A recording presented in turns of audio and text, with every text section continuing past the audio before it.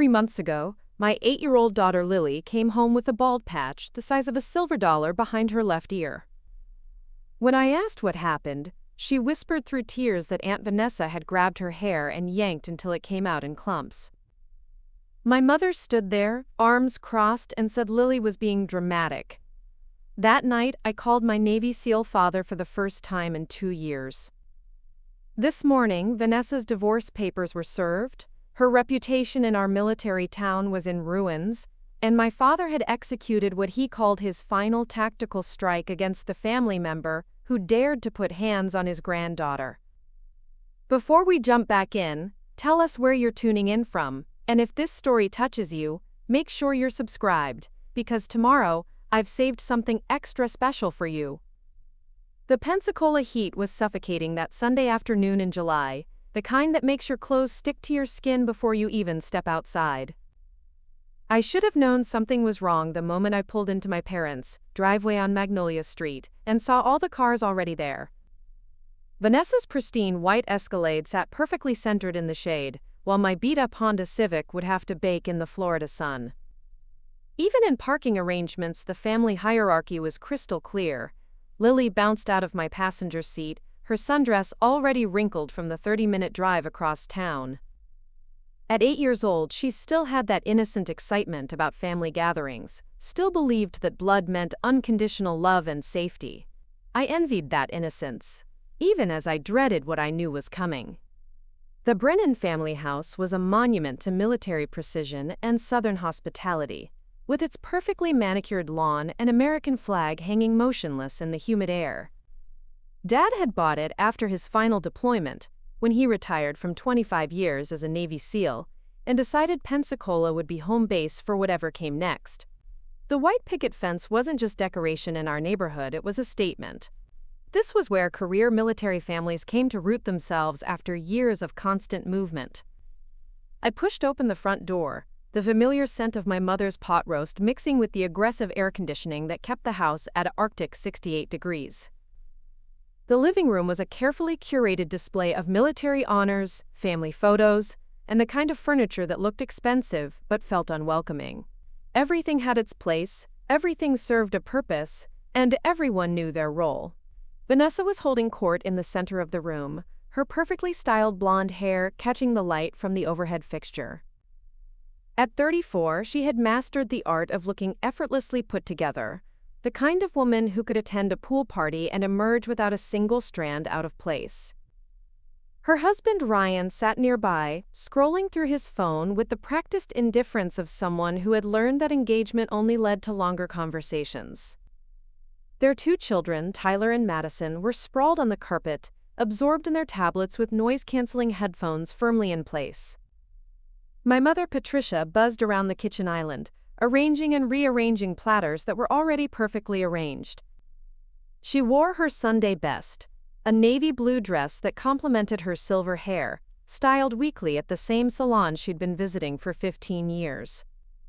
Mom had spent decades as a military wife, mastering the art of keeping everyone happy and avoiding any conversation that might lead to conflict. Peace at any price was her motto, even when that price was paid by someone else. "Chloe, honey, you made it," Mom called out, her voice carrying that forced brightness that meant she was already managing some underlying tension. "Lily, sweetheart, come give Grandma a hug." Lily ran toward my mother, her shoes squeaking against the hardwood floors. I watched as Mom enveloped her in the kind of embrace reserved for the grandchild who lived across town instead of across the country. There was genuine warmth there, the kind that made me remember why I still showed up to these gatherings despite knowing how they typically ended. Vanessa looked up from her conversation about the new yoga studio opening downtown, her smile tight and practiced. Well, look who decided to grace us with her presence. I was starting to think you'd forgotten where Mom and Dad live. The comment hit exactly where it was supposed to. I'd missed the last 2 family dinners, choosing instead to work extra shifts at the medical billing company where I processed insurance claims 40 hours a week. Single motherhood didn't leave much room for leisurely Sunday afternoons, especially when those afternoons inevitably turned into reminders of everything I wasn't doing right. Work's been crazy, I said, setting my purse down on the entry table. Insurance companies don't take weekends off, apparently. Must be nice to have such flexible priorities, Vanessa continued, her voice dripping with the kind of concern that felt more like judgment. I mean, family should come first, don't you think? Especially when Lily barely gets to see her cousins. Tyler looked up from his tablet, his 10-year-old face already showing signs of his mother's sharp features. Why doesn't Lily have a dad to bring her places? The question hung in the air like humidity, heavy and uncomfortable. Madison, who was 6 and still young enough to repeat things without understanding their impact, chimed in with the curiosity only children possess. Yeah, where's Lily's daddy? I felt the familiar heat creep up my neck, the same flush that appeared whenever my personal life became the center of family discussion. Lily's father had been a brief relationship that ended when I discovered he was married to someone else. The divorce papers he'd promised were never filed, the future he'd painted was never real, and by the time I realized the truth, I was 3 months pregnant and completely alone. Some things don't work out the way we plan, I said, reaching for Lily's hand. She moved closer to me, sensing the shift in the room's energy the way children always do. That's one way to put it, Vanessa muttered under her breath, just loud enough for everyone to hear. Ryan didn't look up from his phone, but his jaw tightened slightly. He'd heard this conversation before, probably at home when Vanessa felt the need to dissect every family member's choices in the privacy of their own kitchen. My mother appeared with a tray of sweet tea, her timing suspiciously perfect. Who wants something cold to drink? The heat outside is just unbearable today. The diversion worked, temporarily shifting attention away from my apparent failures and toward the relative safety of weather complaints. I accepted a glass of tea and found a spot on the edge of the sectional, close enough to be part of the group but far enough away to make a quick exit if necessary. Lily wandered over to where Tyler and Madison were stationed, her natural curiosity drawing her toward the tablets and the possibility of including her in whatever digital world they'd created. I watched as she approached cautiously, the way she always did when trying to navigate the complex social dynamics of cousin relationships. Can I see what you're playing?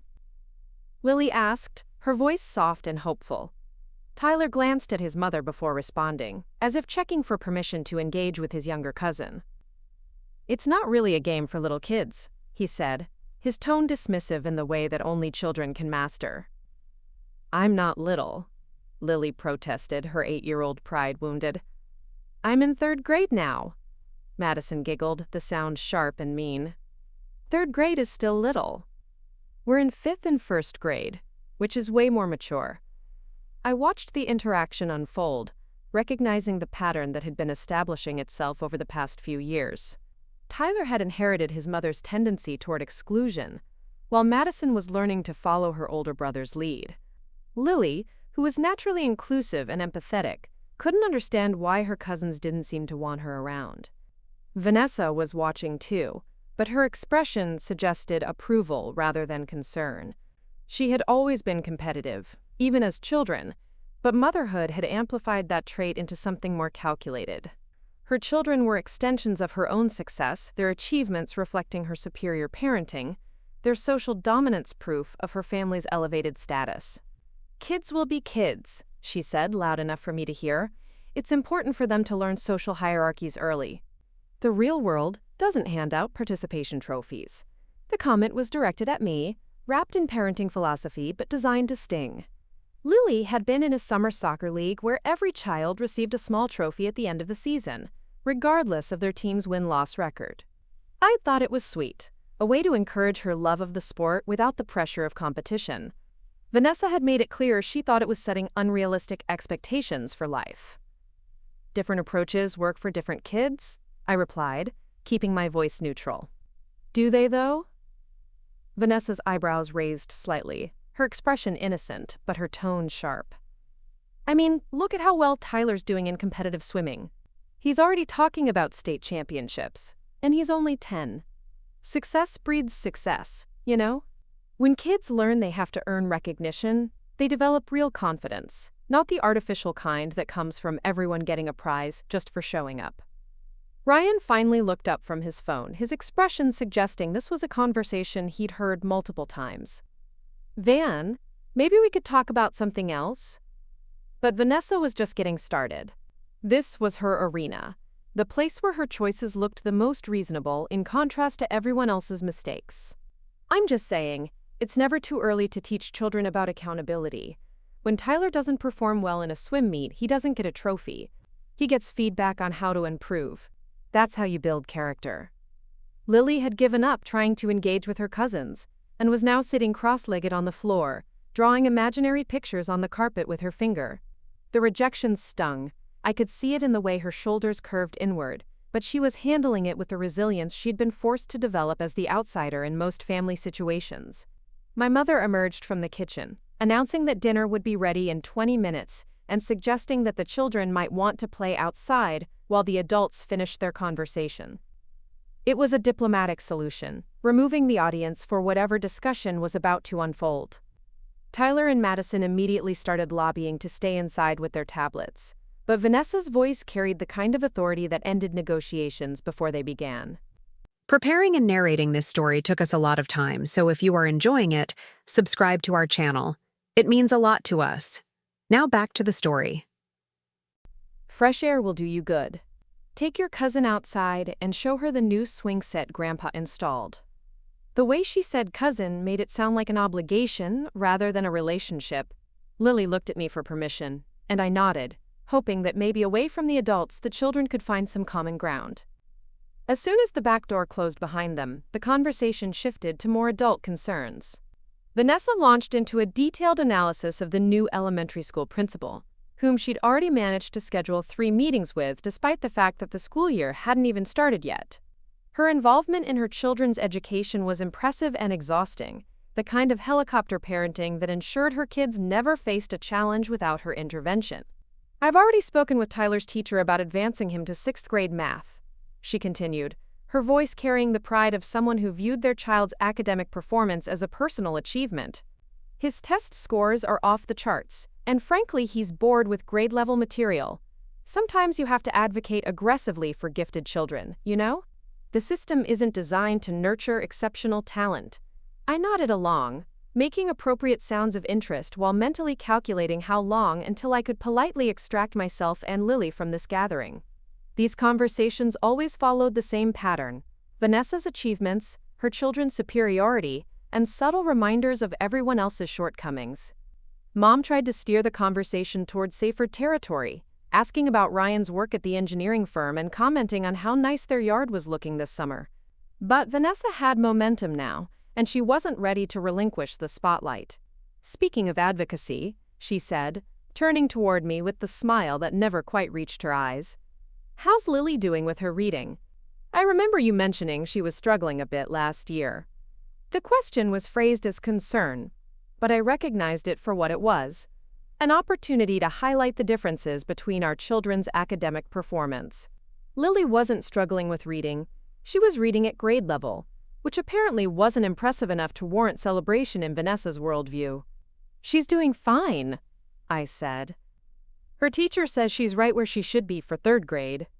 Right where she should be, Vanessa repeated, as if the phrase itself was somehow disappointing. Well, I suppose that's good.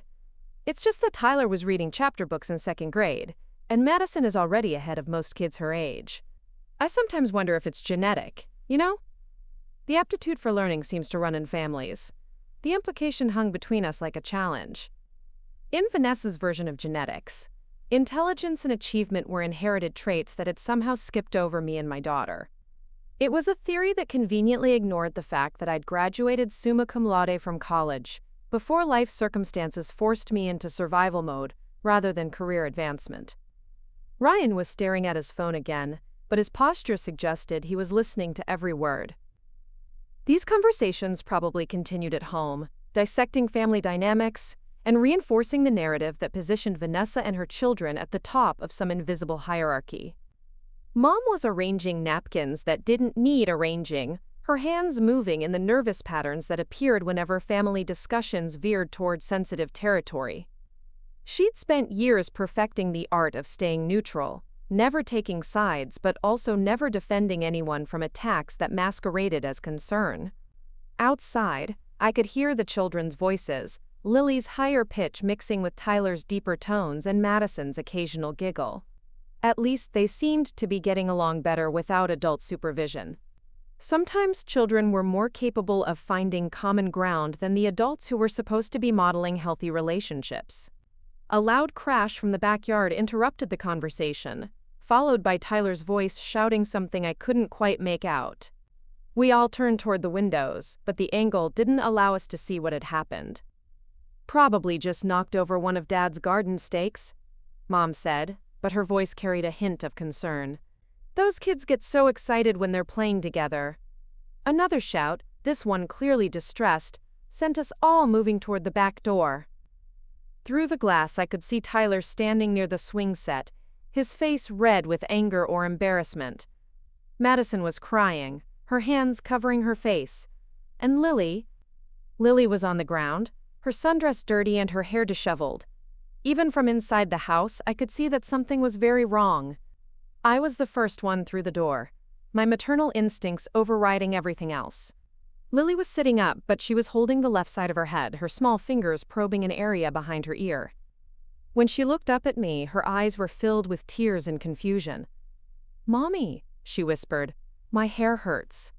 I knelt beside her, gently moving her hand away from her head. What I saw made my stomach drop. There was a visible bald patch, roughly the size of a silver dollar, where hair had been torn out by the roots. The skin underneath was red and slightly swollen, and I could see several strands of her dark hair scattered on the ground nearby. "What happened?" I asked, trying to keep my voice calm while my heart raced. Tyler was backing away, shaking his head. "It wasn't my fault. Madison was being mean, and Lily tried to stop her, and then..." "Then what?"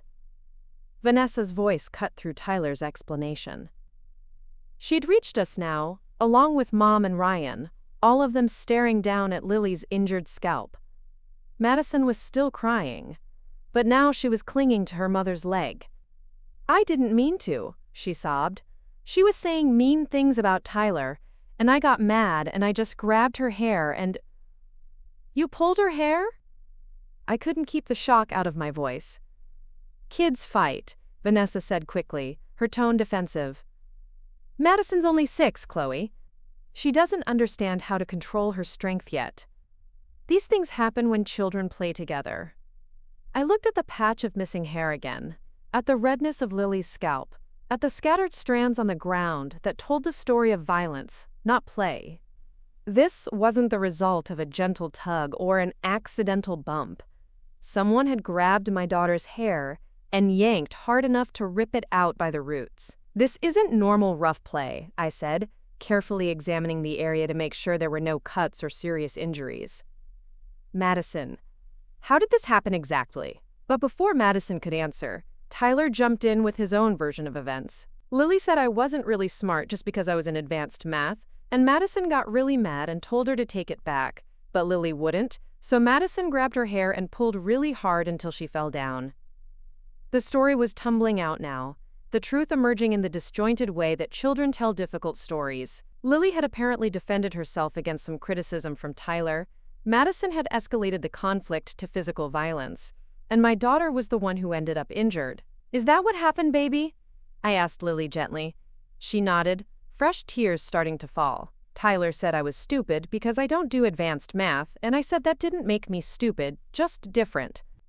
Then Madison said her mommy told her that some kids are smarter than others, and I should just accept it. I said that wasn't nice, and she got really mad and grabbed my hair and wouldn't let go even when I said it hurt." The words hit me like a physical blow. Madison hadn't just lashed out in momentary anger. She'd been repeating lessons learned at home, ideas about superiority and hierarchy, that had been planted by adult conversations and allowed to grow into justification for cruelty. I looked up at Vanessa, expecting to see horror, or at least concern about what her daughter had done. Instead, I saw defensiveness and calculation, the expression of someone already planning damage control. "Children exaggerate," Vanessa said firmly. "Madison is 6 years old. She barely has the vocabulary to understand concepts like intelligence, let alone lecture other children about them. Lily is obviously confused about what actually happened. "Are you calling my daughter a liar?" The question came out sharper than I'd intended. But I was past the point of diplomatic conversation. "I'm saying that traumatic experiences can affect memory," Vanessa replied, her voice taking on the patronizing tone she used when she wanted to sound reasonable, while saying something completely unreasonable. Madison barely weighs 40 pounds. It's physically impossible for her to inflict the kind of damage you're suggesting. There has to be another explanation. I looked at the evidence again. The bald patch, the scattered hair, the redness of Lily's scalp. Then I looked at Madison, who was still clinging to her mother and crying with the kind of genuine distress that suggested she knew she'd done something terrible. "Madison," I said gently, crouching down to her eye level, "can you tell me what you remember about pulling Lily's hair?" "Don't interrogate my daughter," Vanessa snapped, pulling Madison closer to her. "She's already upset enough. This whole situation has been blown completely out of proportion." But Madison was already talking, the words pouring out between sobs. I grabbed it really tight and pulled as hard as I could, because I wanted her to stop saying things about Tyler. I didn't know it would come out, but I was really mad, and Mommy always says when people are disrespectful you have to make them stop. The honesty was devastating. Here was a 6-year-old child admitting to deliberately inflicting pain on her cousin, using language and concepts that could only have come from adult instruction. The idea that disrespect justified physical retaliation wasn't something Madison had invented on her own. Vanessa's face flushed red, her carefully constructed narrative crumbling in the face of her own daughter's confession. "Madison, that's not what Mommy meant about handling disrespect. You know better than to hurt people." But the damage was done, both to Lily's scalp and to any pretense that this was just an innocent childhood scuffle. My 8-year-old daughter had been physically assaulted by her 6-year-old cousin, who had been taught that violence was an appropriate response to words that challenged her family's sense of superiority. Mom was hovering nearby, wringing her hands and making soft clucking sounds that were supposed to be comforting but felt more like static noise. Ryan was still staring at his phone, though I could see his jaw working as he processed what his daughter had just admitted to. "We should take her inside and clean up that area," Mom suggested, reaching for Lily's other hand, "maybe put some ice on it to reduce the swelling." It was a reasonable suggestion, the kind of practical response that military families excelled at during crises. But it also felt like an attempt to move past the incident without addressing what had actually happened or why. I helped Lily to her feet, supporting her as she swayed slightly from the shock and pain. The bald patch was even more visible now, a raw reminder of the violence that had just occurred in what was supposed to be a safe family space. As we walked toward the house, I could hear Vanessa behind us, her voice low and urgent as she spoke to Madison and Tyler. "We don't talk about family business with other people, remember? What happens in our family stays in our family." The words made my skin crawl. Even now, even after watching her 6-year-old daughter rip hair from my child's head, Vanessa was more concerned about controlling the narrative than addressing the behavior that had caused the injury. Inside the house, Mom immediately went into caretaker mode, gathering ice and antiseptic and gentle cloths while making soothing sounds that were meant to comfort but felt inadequate given the circumstances. I sat with Lily on the living room couch, holding her close while trying to process what had just happened. The bald patch was clearly visible now, a stark reminder that this hadn't been typical childhood roughhousing. The surrounding hair was tangled and matted from Madison's grip, and I could see small scratches on Lily's scalp where fingernails had dug in during the struggle. "Does it still hurt, baby?" I asked, gently applying the ice pack Mom had prepared. Lily nodded, leaning against my shoulder with the exhausted weight of a child who had just experienced something beyond her understanding. "Why did Madison do that to me, Mommy?" "I wasn't being mean to Tyler. I was just saying that being different doesn't make you dumb." The innocence in her question broke my heart. At 8 years old, Lily was still operating from a place of fundamental fairness, believing that people would treat her with the same kindness she offered them. The idea that her cousin had been taught to view her as inferior, and that this perceived inferiority justified physical violence, was incomprehensible to her young mind. Vanessa and Ryan entered the house with their children, the family unit closing ranks in the way that suggested damage control was already underway. Madison had stopped crying, but her face was blotchy and her eyes were red. Tyler was staying close to his parents, his earlier bravado replaced by the uncertainty that came with witnessing real consequences for family dysfunction. "I think we should probably head home," Ryan said, his voice carefully neutral. "It's been a long day, and the kids are obviously tired and overexcited." It was a reasonable exit strategy, the kind of diplomatic withdrawal that allowed everyone to retreat to their separate corners without having to address the fundamental issues that had led to the incident.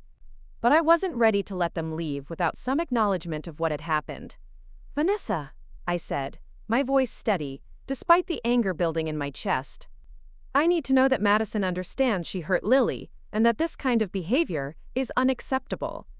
Vanessa's expression hardened, her defensive posture becoming more pronounced. "Madison is 6 years old, Chloe. She's already upset about what happened. I'm not going to traumatize her further by making her relive a situation that got out of hand." "Got out of hand?" I repeated, incredulous. "Your daughter ripped hair from my child's head. That's not something that gets out of hand, that's assault." "Assault?" Vanessa's voice rose an octave. "Are you seriously going to use legal terminology about a conflict between two children? Madison didn't assault anyone. She's a little girl who reacted emotionally to being provoked." The word provoked hung in the air like an accusation. In Vanessa's version of events, Lily had somehow deserved what happened to her, had brought the violence on herself by refusing to accept her place in the family hierarchy. Mom appeared with more ice and a bottle of children's pain reliever, her timing once again suspiciously perfect for interrupting a conversation that was heading toward dangerous territory. Maybe we should all take a deep breath and focus on making sure Lily feels better. But I was past the point of taking deep breaths and focusing on diplomatic solutions. My daughter had been hurt, not by accident or misunderstanding, but by deliberate violence that had been justified through a worldview that positioned her as somehow less worthy of respect and protection. "I want an apology," I said firmly. "From Madison to Lily. A real apology that acknowledges she hurt someone and that she understands it was wrong." Vanessa's laugh was sharp and humorless. "You want me to force my traumatized 6-year-old to apologize to satisfy your need for drama? That's rich, Chloe. Really rich."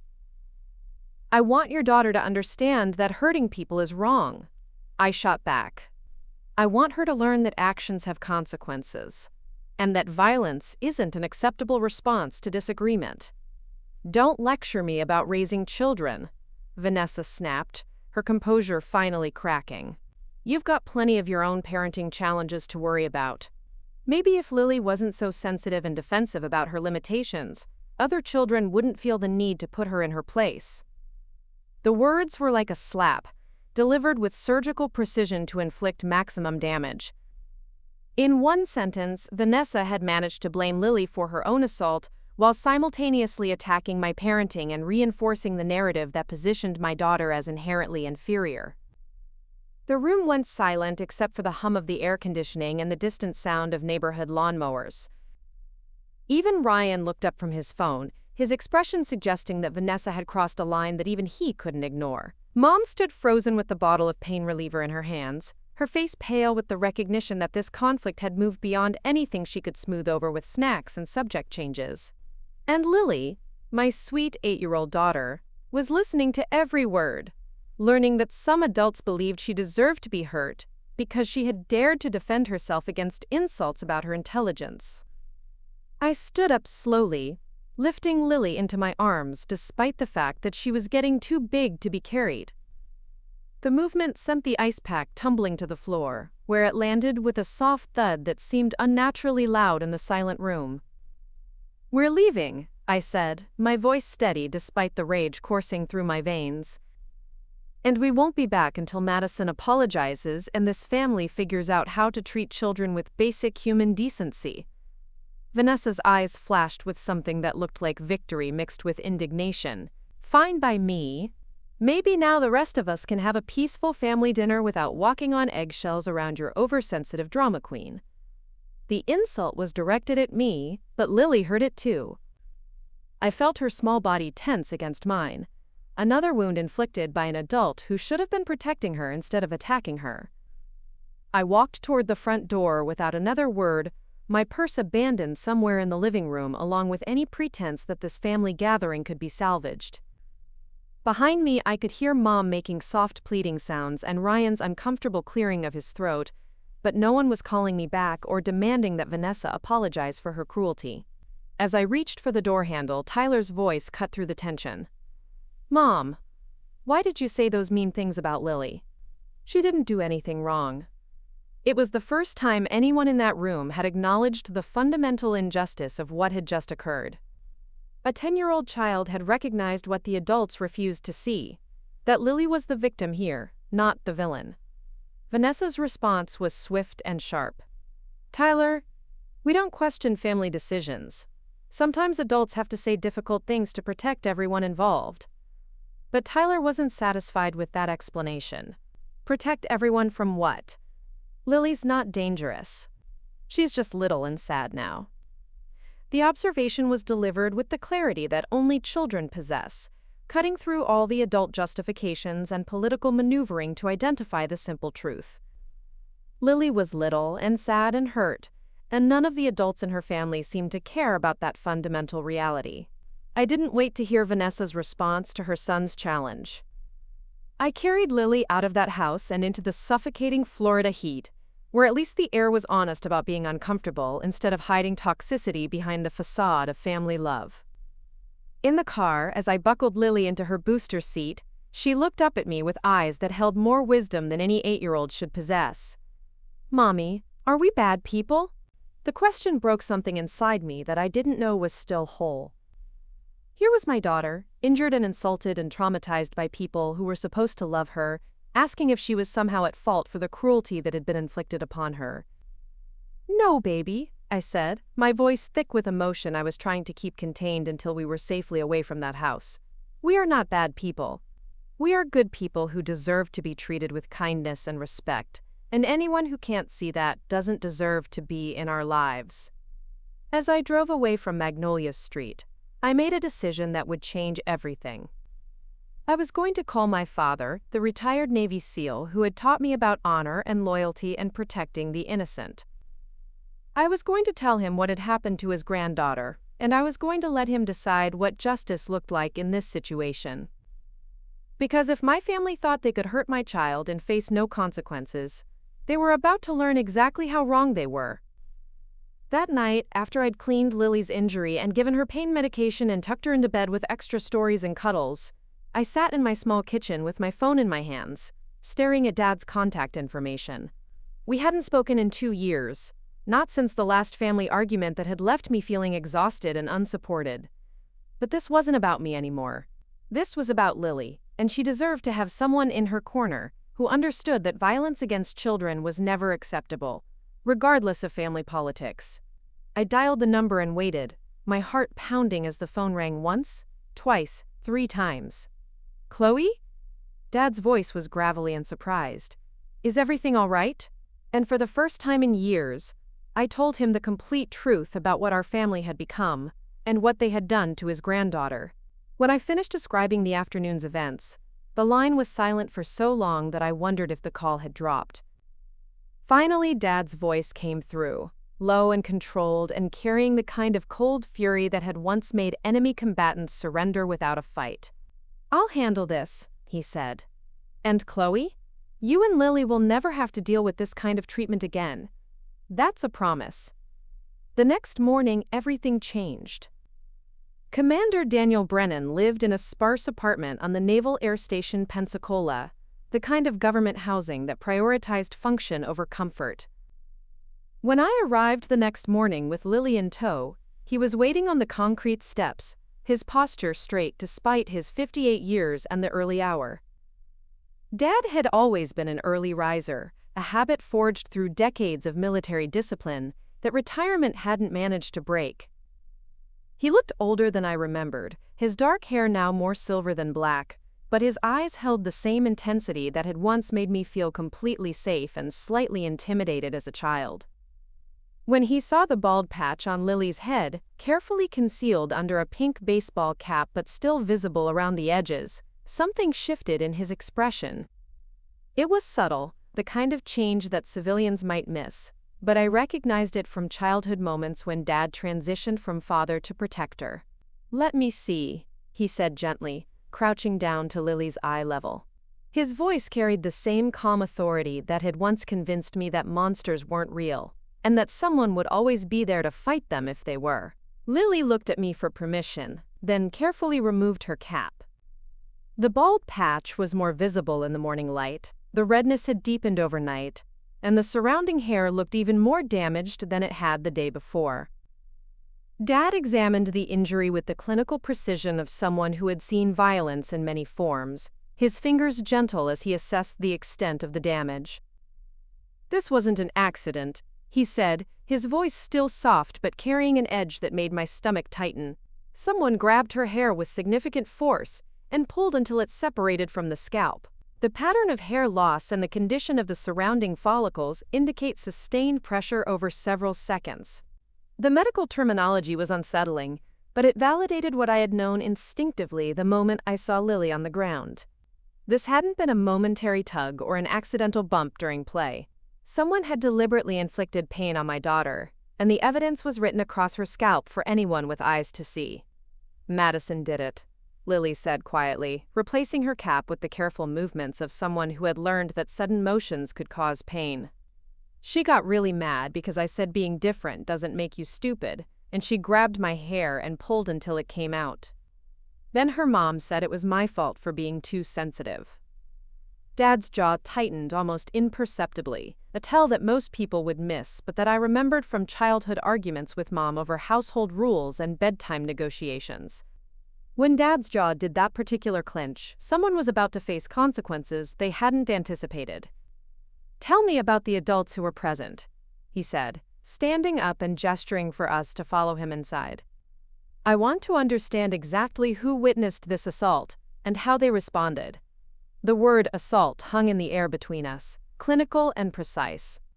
Dad wasn't going to minimize what had happened, or dress it up in euphemisms about childhood conflicts and family dynamics.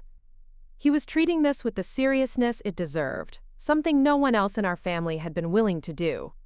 Inside the apartment, everything was arranged with military precision. Books lined up perfectly on shelves, kitchen items stored in logical order, furniture positioned for both comfort and quick movement if necessary. It was the living space of someone who had spent decades in environments where chaos could be deadly, and order might be the difference between mission success and catastrophe. Dad poured orange juice for Lily and coffee for both of us, the movements automatic and efficient. As we settled around his small dining table, he pulled out a yellow legal pad and a pen, positioning them with the same care he might have used for mission planning documents. "I need you to walk me through yesterday's events from the beginning," he said, his tone shifting into what I remembered as his debriefing voice. "Start with your arrival at the house and include every detail you can remember, even if it seems unimportant." So I told him everything. The parking arrangement that immediately established hierarchy. Vanessa's comments about my priorities and Lily's academic performance. The children's interaction and Tyler's dismissive attitude toward his younger cousin. The conversation about participation trophies and competitive swimming, and the subtle ways that Vanessa had positioned her family as superior to mine. Dad took notes, his handwriting precise and methodical. Occasionally he would ask for clarification or request more detail about a specific comment or interaction. He was building a case, I realized, documenting everything with the thoroughness of someone who understood that details mattered when it came time for accountability. When I reached the part about Madison's confession and Vanessa's response, Dad stopped writing and looked up at me. "She said that Lily deserved what happened because she was being disrespectful?" "She said maybe if Lily wasn't so sensitive about her limitations, other children wouldn't feel the need to put her in her place," I clarified, the words tasting bitter as I repeated them. Dad's pen tapped against the legal pad 3 times, a rhythmic sound that filled the silence while he processed the information. Lily was coloring on a piece of paper he'd given her, her concentration focused on staying within the lines of a simple flower drawing. She seemed calmer here, in this space where adults took violence seriously instead of dismissing it as childhood drama. And your mother's response to all of this? She tried to keep the peace. Suggested we clean up Lily's injury and move on. She never asked Vanessa to apologize or acknowledge that what happened was unacceptable. Just wanted everyone to calm down and have dinner. Dad nodded, unsurprised by this information. He had been married to Mom for 30 years before their divorce 5 years earlier, and he understood her conflict avoidance tendencies better than anyone. The divorce had been amicable but necessary, a recognition that military marriages require different skills than civilian ones, and not everyone successfully makes that transition. What about Ryan? What was his response to his daughter's behavior? He stayed on his phone through most of it. When he did speak, it was to suggest they should leave because the kids were tired and overexcited. No acknowledgement that Madison had hurt someone, no discussion of consequences or expectations for future behavior. The picture Dad was building was clear and damning. An adult family structure that had normalized cruelty, minimized violence, and protected perpetrators while blaming victims. It was a tactical assessment that would have been familiar to him from military operations, where understanding enemy behavior patterns was essential for developing effective countermeasures. Lily, Dad said, turning his attention to my daughter with the gentleness that had always characterized his interactions with children. Can you tell me how you felt when Madison pulled your hair?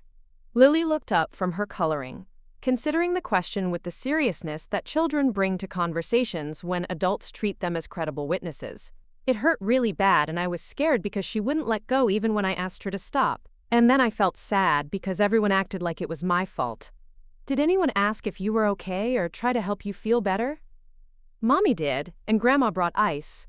But Aunt Vanessa just kept saying I was being dramatic, and she told Madison not to worry because it wasn't really her fault. Dad made more notes, his expression growing colder with each detail. I could see him building a tactical picture of a family system that had failed in its most basic responsibility: protecting its most vulnerable members. After he finished his questions, Dad closed the legal pad and leaned back in his chair. The movement was casual, but I recognized the shift in his posture. He had moved from information gathering to decision-making, from assessment to action planning. Here's what's going to happen, he said, his voice carrying the authority of someone who had spent decades making life-and-death decisions under pressure. First, we're going to document Lily's injuries properly. I have a contact at the base hospital who will examine her and provide medical documentation of the assault. The word assault, again, spoken with a matter-of-fact tone that made it impossible to dismiss or minimize. Dad wasn't going to let anyone reframe this as a childhood squabble or family disagreement. He was treating it as what it was: one person deliberately inflicting harm on another. Second, we're going to establish clear boundaries about future contact. Lily will not be placed in situations where she can be harmed by family members who view violence as acceptable behavior. That's non-negotiable. I felt something loosen in my chest, a tension I hadn't realized I was carrying. For the first time since yesterday's incident, someone was prioritizing Lily's safety over family harmony. Someone was willing to make hard decisions to protect her, even if those decisions meant challenging long-established family dynamics. Third, there will be consequences for the adults who failed in their duty to protect a child in their care. Vanessa's behavior was inexcusable, but so was everyone else's willingness to enable it. They need to understand that their choices have real-world implications. Dad stood up and walked to a filing cabinet in the corner of the room, retrieving a folder that he placed on the table between us. Inside were business cards, legal documents, and what looked like contact information for various professionals. I've been retired for 3 years, he said, sitting back down. But I maintain relationships with people who specialize in family law, child protection, and conflict resolution. This situation requires expertise that goes beyond family dinner table negotiations. The transformation was remarkable. In the space of one conversation, Dad had moved from concerned grandfather to tactical commander, assembling resources and developing strategies with the efficiency that had once made him successful in military operations. It was both comforting and slightly overwhelming to see that level of focused attention directed toward my family's problems. What kind of consequences are you talking about? I asked. though part of me was afraid to hear the answer. That depends on what they're willing to do voluntarily to address the harm they've caused, Dad replied.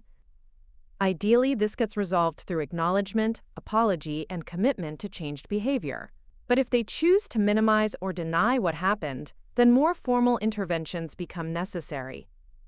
He pulled a business card from the folder and placed it in front of me.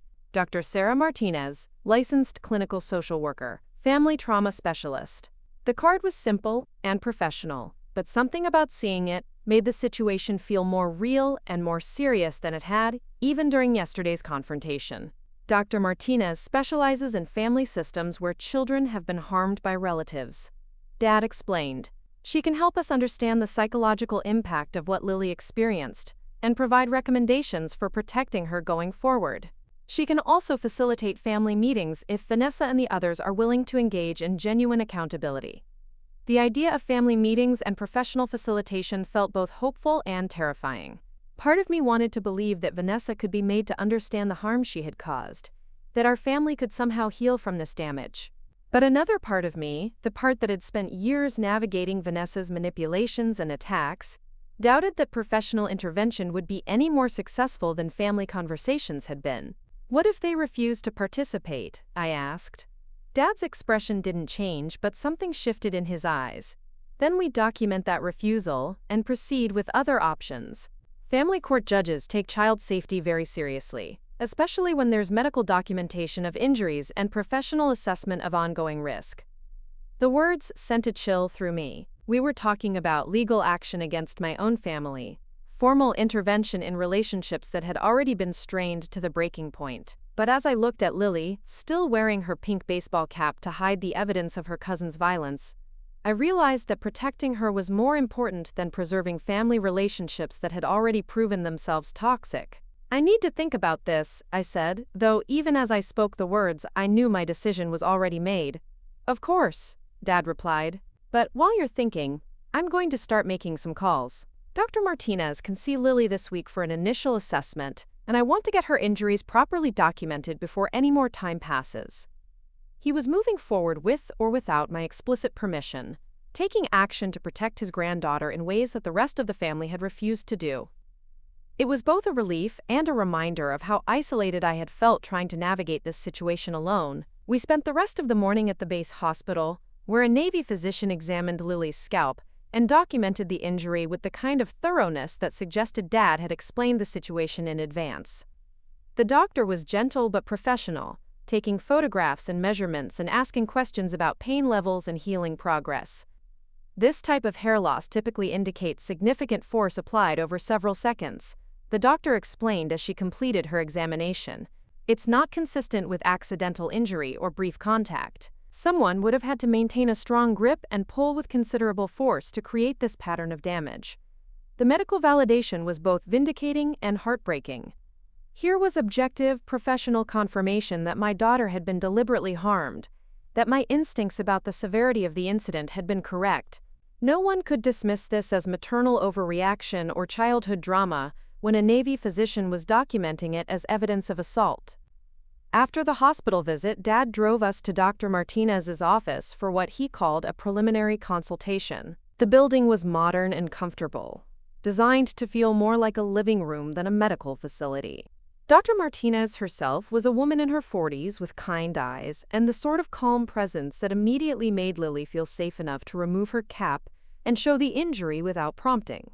I work with families who are dealing with difficult situations, Dr. Martinez explained to Lily while examining the bald patch with professional interest. Sometimes people we love make choices that hurt us, and we need help figuring out how to stay safe while still caring about them. It was a perfect summary of our situation, acknowledging the complexity of family relationships while centering child safety as the primary concern. Lily nodded solemnly, her 8-year-old mind processing the idea that love and harm could coexist in the same relationship. The injury is consistent with intentional hair pulling, Dr. Martinez told Dad and me while Lily played with toys in the corner of the office. But more concerning is the family response. The fact that adults minimized the violence and blamed the victim suggests a systemic problem that goes beyond one child's impulsive behavior. She recommended a full family assessment, including individual sessions with Lily to process the trauma and evaluate ongoing safety concerns. She also suggested family meetings with Vanessa and Ryan, if they were willing to participate, to address the behavioral patterns that had led to the incident. The goal isn't punishment, she explained. It's accountability and change. But that only works if all parties are genuinely committed to acknowledging harm and modifying behavior. If they're not willing to engage authentically, then other protective measures become necessary. By the time we left Dr. Martinez's office, I felt like I was living in a different reality than I had been just 24 hours earlier. Yesterday, I had been a struggling single mother trying to maintain peace with a family that consistently devalued and dismissed my daughter. Today, I was part of a coordinated effort involving medical professionals, mental health specialists, and a retired Navy SEAL who was treating my family's dysfunction as a tactical problem requiring strategic intervention. That evening, as I tucked Lily into bed in our small apartment, she asked the question I had been dreading. "Mommy, are we still going to see Grandma and Grandpa and Aunt Vanessa?" I had been thinking about this all day, weighing my desire to maintain family connections against my responsibility to protect my daughter from further harm. The medical documentation and professional assessments had made it clear that yesterday's incident wasn't an isolated event, but rather a symptom of deeper problems that could lead to additional violence if left unaddressed. That depends on whether they're willing to make some changes, I told her honestly. Grandpa is going to talk to them about what happened and what needs to be different if we're going to spend time together as a family. What if they don't want to change? It was a remarkably perceptive question from an 8-year-old, but then again, children who grow up in dysfunctional families often develop sophisticated understanding of adult behavior patterns as a survival mechanism. Then we'll find other ways to have a happy family, I said, smoothing her hair around the injured area. Sometimes people we love aren't able to treat us the way we deserve to be treated, and when that happens, we have to make choices that keep us safe. Lily nodded thoughtfully, processing this information with the resilience that continued to amaze me. Despite everything she had experienced, she still possessed an innate understanding of right and wrong that hadn't been corrupted by adult manipulation and gaslighting. After she fell asleep, I sat in my small living room with a cup of tea and Dad's business card for Dr. Martinez, thinking about the path we had started down. Part of me felt guilty for involving outsiders in family business, for escalating a childhood conflict into formal interventions and professional assessments. But a larger part of me felt relief that someone was finally taking Lily's safety seriously, that her pain and trauma were being treated as legitimate concerns rather than inconvenient disruptions to family harmony. My phone buzzed with a text message from Mom. "Vanessa is very upset about yesterday. She feels like you overreacted and made the situation worse than it needed to be. Maybe we could all sit down and talk through this like adults." The message was so perfectly typical of Mom's approach to conflict that I almost laughed. Even after witnessing her granddaughter's assault and her daughter's cruel response, Mom was still focused on managing everyone's emotions rather than addressing the underlying problems that had caused the situation.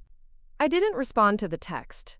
Instead, I called Dad and told him about Mom's message and what it suggested about the family's willingness to engage in genuine accountability. "Not surprising," he said, his voice carrying the weary tone of someone who had dealt with Mom's conflict avoidance patterns for decades. "She's going to try to pressure you to minimize what happened and return to the status quo. Are you prepared for that?" "I think so," I said, though I wasn't entirely sure. "It's just hard to accept that choosing to protect Lily might mean losing my family." "You're not losing your family," Dad replied firmly. "You're setting boundaries with people who have demonstrated that they're willing to harm your child and blame her for their violence. That's not family, Chloe. That's abuse with a genetic connection." The words were harsh but accurate. I had been so focused on maintaining family relationships that I had lost sight of what those relationships actually consisted of. Love shouldn't require accepting violence. Family shouldn't mean sacrificing child safety for adult comfort.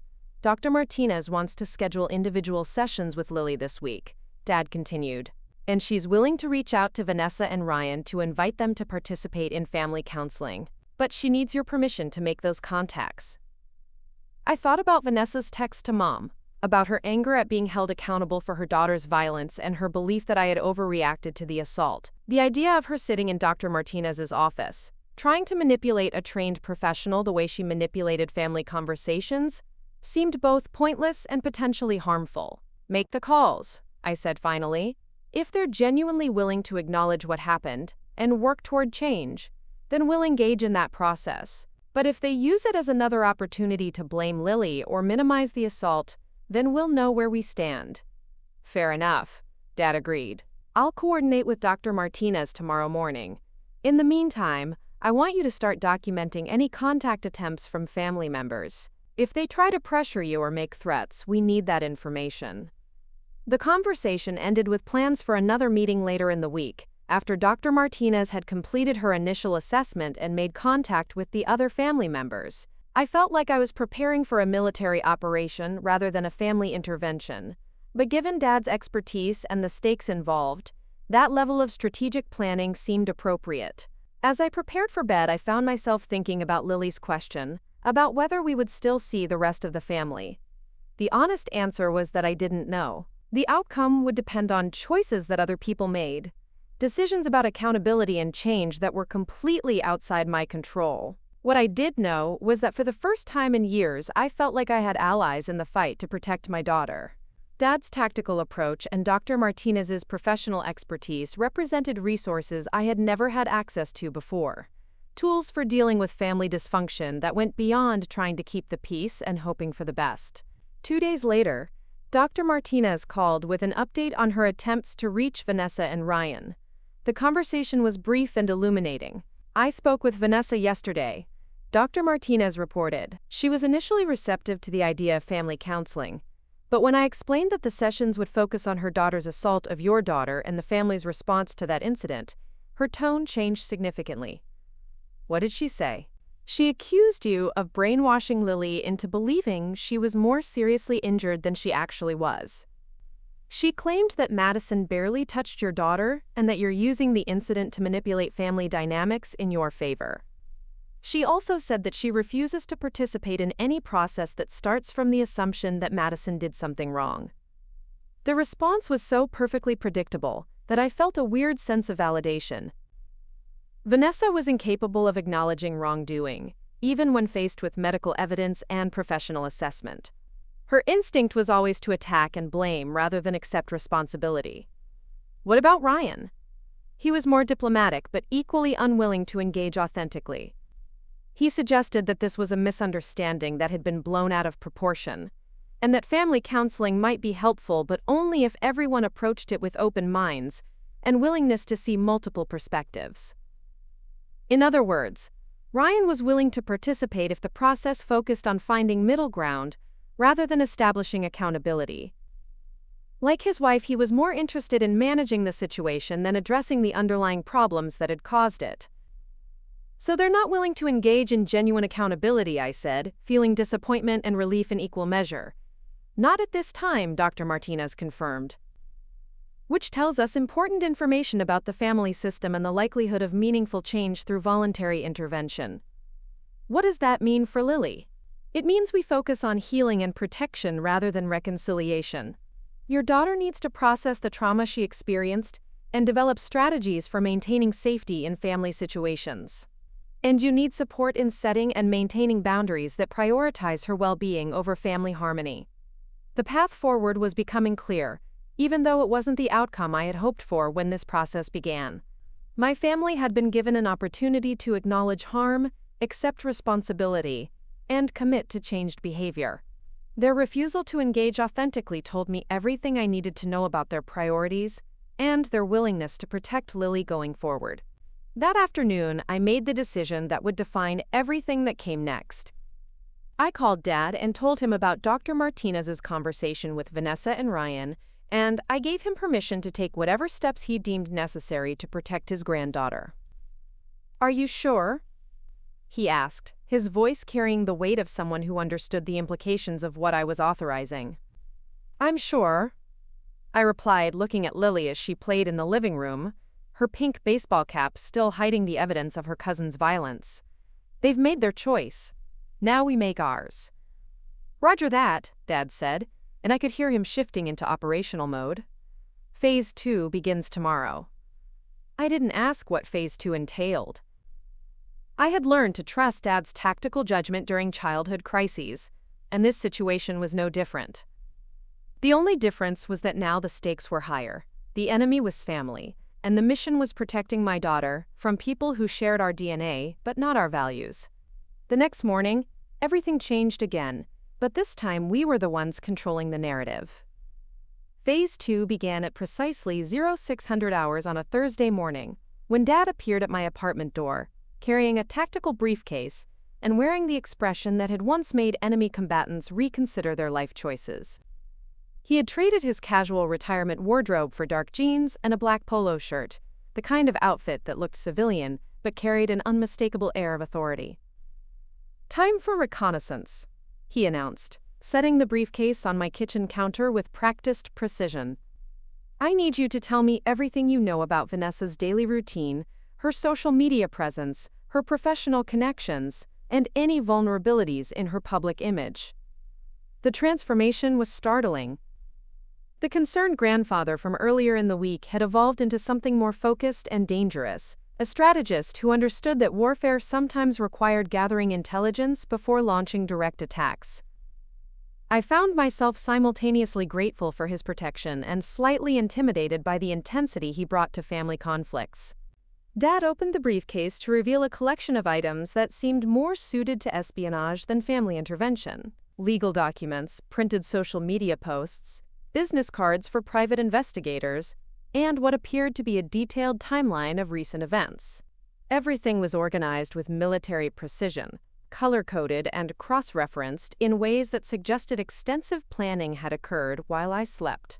Vanessa made a critical error when she refused Dr. Martinez's invitation to participate in family counseling, Dad explained, pulling out a thick folder labeled Subject Analysis. She positioned herself as uncooperative and defensive, which creates leverage for more aggressive interventions. The clinical language was unsettling but effective. By treating Vanessa as a, quote, subject rather than a family member, Dad was able to analyze her behavior patterns and strategic weaknesses without emotional interference. It was a mindset that had served him well in military operations, and he was applying those same principles to protecting his granddaughter. "What kind of aggressive interventions?" I asked, though part of me wasn't sure I wanted to know the answer.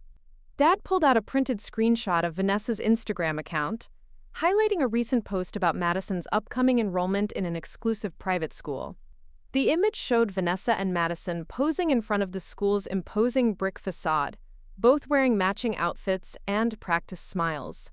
"Your sister has built her public identity around being the perfect mother with perfect children," Dad said, pointing to the post's caption, which described Madison as academically gifted and socially advanced. "She's created a brand that depends on maintaining the illusion of family excellence." He flipped to another screenshot, this one showing Vanessa's LinkedIn profile where she described herself as a family wellness advocate and children's development specialist. Her profile photo featured her entire family in coordinated outfits radiating the kind of manufacturing. "The problem with building a public image around perfection," Dad continued, "is that it becomes extremely vulnerable to factual contradictions.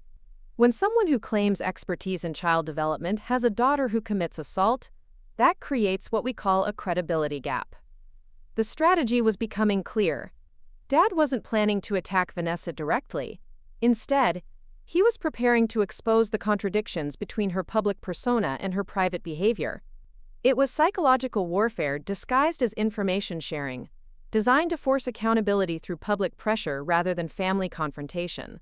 "I've been monitoring her social media activity since our conversation with Dr. Martinez," Dad said, producing another folder filled with printed posts and screenshots. "She's been very active, posting frequently about Madison's achievements and her own parenting philosophy. Yesterday, she shared an article about building children's emotional intelligence through positive reinforcement." The irony was devastating.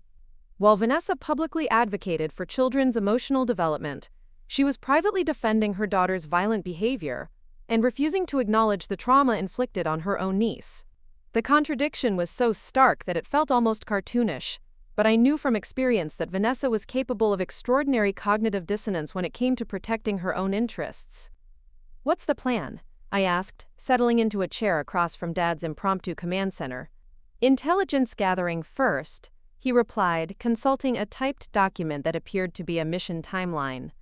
I need to understand her network of relationships, her professional obligations, and any upcoming events where her reputation matters. Then we create pressure points that force her to choose between maintaining her public image and continuing to enable violence against children. Dad handed me a legal pad and pen, gesturing for me to start writing. Tell me about her job, her social circles, her volunteer activities, anything that matters to her public standing. I found myself cataloging Vanessa's life with the detachment of a military intelligence analyst. She worked part-time as a marketing consultant for a boutique firm that specialized in family-friendly brands. She volunteered with the Parent-Teacher Association at both of her children's schools. She participated in a neighborhood book club that doubled as a social networking opportunity for affluent mothers. She coached Madison's soccer team and organized fundraising events for various children's charities.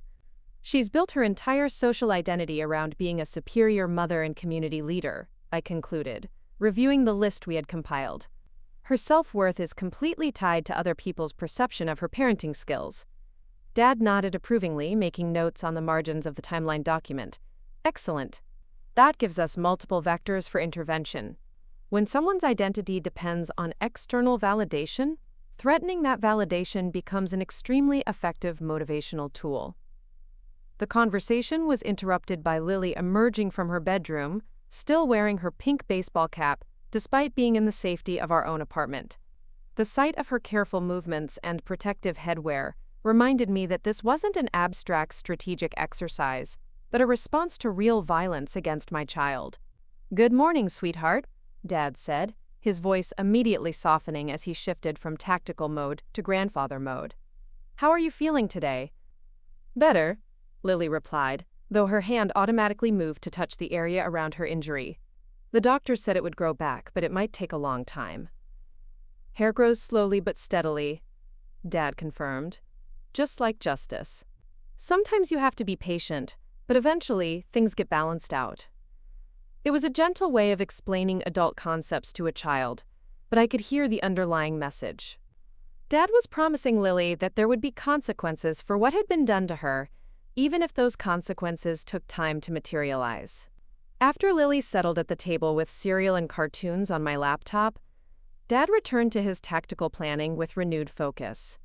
He spread out additional documents that revealed the extent of his intelligence gathering over the past few days. "I've made contact with 3 parents from Madison's soccer team," he announced, producing a list of names and phone numbers. Casual conversations about team dynamics and coaching effectiveness. Interesting patterns are emerging. The implications made my stomach twist. Dad was conducting interviews with people who had observed Madison's behavior in group settings, building a profile of her interactions with other children and Vanessa's parenting responses. What kind of patterns? Madison has a history of aggressive behavior that other parents have noticed but haven't formally reported, Dad explained, consulting his notes. Hair pulling, pushing, verbal intimidation of smaller children. Vanessa's response is consistently to minimize the incidents and blame the other children for provoking Madison. This information was both validating and heartbreaking. Lily wasn't Madison's first victim. She was just the latest in a pattern of violence that had been enabled and defended by adults who prioritized family reputation over child safety. One mother mentioned that she stopped arranging playdates with Madison after an incident where Madison bit her daughter hard enough to leave marks. Dad continued. When she tried to discuss it with Vanessa, she was told that her daughter was being overly sensitive and that Madison was just expressing herself. The parallels to our own experience were striking. Vanessa had an established pattern of defending Madison's violence while attacking the character and credibility of other children and their parents. It was a systematic approach to avoiding accountability that had apparently been successful until someone with Dad's resources and determination decided to investigate. "There's more," Dad said, producing a folder labeled Educational Records. "I reached out to my contact at the Naval Criminal Investigative Service who has connections in civilian law enforcement. Madison's school has incident reports documenting aggressive behavior toward classmates, including 2 occasions where she intentionally hurt other children." The existence of official documentation was a game changer. This wasn't just family drama or conflicting perspectives about childhood behavior. There was an institutional record of Madison's pattern of violence and Vanessa's failure to address it effectively. The school counselor has recommended family therapy multiple times, Dad continued. But Vanessa has refused, claiming that Madison's behavior is normal for intelligent children who are bored by their environment. Every piece of information Dad presented painted a clearer picture of a family system that had normalized violence and created justifications for harmful behavior. Madison wasn't an isolated case of poor impulse control.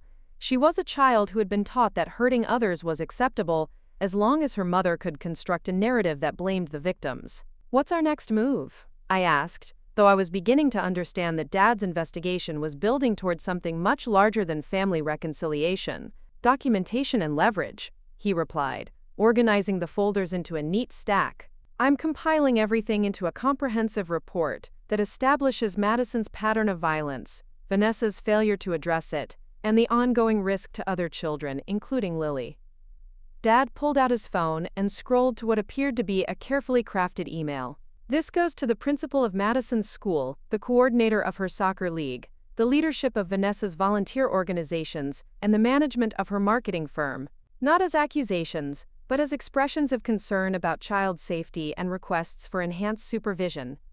The strategy was brilliant and terrifying. Dad wasn't making direct allegations or threats. Instead, he was sharing factual information with people who had professional obligations to respond to reports of child safety concerns. He was creating a situation where institutional policies would force accountability even if individual adults chose to remain passive. "Won't this destroy Vanessa's reputation?" I asked, feeling a complicated mix of satisfaction and guilt. "It will create consequences proportional to the harm she has enabled," Dad replied matter-of-factly. "If she had chosen to address Madison's behavior through appropriate channels when it first became problematic, none of this would be necessary. She created this situation through years of denial and deflection." The truth of that statement was undeniable.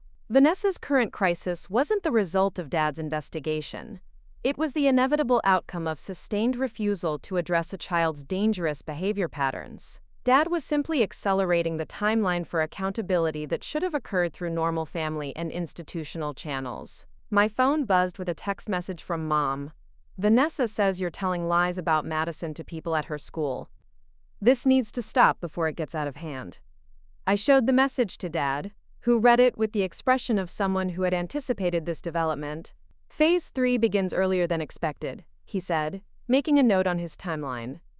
"She's already hearing feedback from the institutional contacts." "How is that possible?" "You just showed me the email draft." "I sent preliminary inquiries yesterday," Dad admitted. "Informal conversations with key personnel to gauge their awareness of Madison's behavior and their policies for responding to safety concerns. The formal documentation is the follow-up to those initial contacts." The efficiency was staggering. While I had been processing the emotional implications of challenging my family, Dad had been systematically building a case and implementing intervention strategies. He was operating on a timeline that prioritized child protection over family comfort, moving at the speed necessary to prevent additional harm, rather than the pace that felt emotionally manageable. "What kind of responses did you get from those initial conversations?" Dad consulted another folder, this one labeled Institutional Contacts.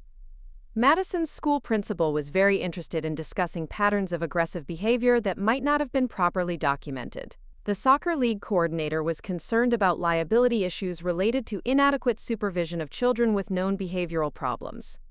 He pulled out a printed email exchange that showed professional, courteous correspondence between Dad and various officials. The tone was collaborative rather than accusatory, focused on child safety protocols and institutional responsibilities rather than individual blame. "The marketing firm was particularly responsive," Dad continued. "They have contracts with several family-oriented brands, and their reputation depends on maintaining associations with individuals who embody positive family values. When someone who describes herself as a children's development specialist has a documented history of enabling child violence, that creates a significant professional liability." The implications were starting to cascade beyond Vanessa's immediate family and social circle. Her professional relationships and volunteer commitments were being reevaluated in light of information about her parenting failures and refusal to address her daughter's dangerous behavior. My phone buzzed again, this time with a call from an unknown local number. I looked at Dad, who nodded for me to answer. "Chloe? This is Dr. Helen Martinez, the principal at Oakwood Elementary. I was hoping we could schedule a time to discuss some concerns that have been raised about student safety and family dynamics." The voice was professional but serious, carrying the tone of someone who took child protection very seriously. I glanced at Dad, who was already pulling out his calendar and pen. "Of course," I replied. "When would be convenient for you? Would this afternoon work? I know it's short notice, but given the nature of the concerns, I'd prefer to address them quickly." We scheduled a meeting for 2 o'clock, and after I hung up, Dad was already reorganizing his folders and checking his watch. "Faster than anticipated," he said approvingly. "Institutional responses are accelerating the timeline. What do you think she wants to discuss?" "Protocols for protecting students who have been identified as potential victims of family violence," Dad replied, his tone matter-of-fact. "Schools have legal obligations to report and respond to information about child abuse, even when it occurs outside school property." The realization hit me like cold water. Dad's investigation wasn't just creating social and professional pressure for Vanessa, it was potentially triggering mandatory reporting requirements that could involve child protective services and formal legal intervention. Are we talking about legal consequences for Vanessa and Ryan? "We're talking about institutional protection for children who have been harmed or who remain at risk of harm," Dad corrected. "The legal consequences are determined by their choices going forward, not by our actions to protect Lily and other potential victims." It was a crucial distinction. Dad wasn't seeking revenge or punishment. He was creating a situation where appropriate authorities had the information necessary to fulfill their professional obligations to protect children. If that process resulted in legal consequences for Vanessa and Ryan, those consequences would be the natural result of their own choices and behavior patterns. Lily finished her breakfast and approached the table where Dad and I were surrounded by folders and documents. She looked at the organized stacks of papers, with the curiosity that 8-year-olds bring to adult activities they don't fully understand. "Are you doing homework about what happened to me?" she asked, her tone serious but not distressed. "We're making sure that what happened to you doesn't happen to other children," Dad explained gently. "Sometimes when people make bad choices, other adults have to step in to keep everyone safe. Like when the teacher has to talk to a kid who keeps being mean to other kids?" "Exactly like that," Dad confirmed. "Except sometimes the adults have to talk to other adults about keeping children safe." The simplicity of the explanation captured the essence of the situation perfectly. This wasn't about family drama or interpersonal conflict. It was about adult responsibility to protect children from harm and to intervene when other adults failed in that responsibility. At 1:30, Dad and I drove to Oakwood Elementary School for our meeting with Dr. Martinez. The building was a modern structure designed to feel welcoming and child-friendly, with colorful murals and playground equipment visible through large windows.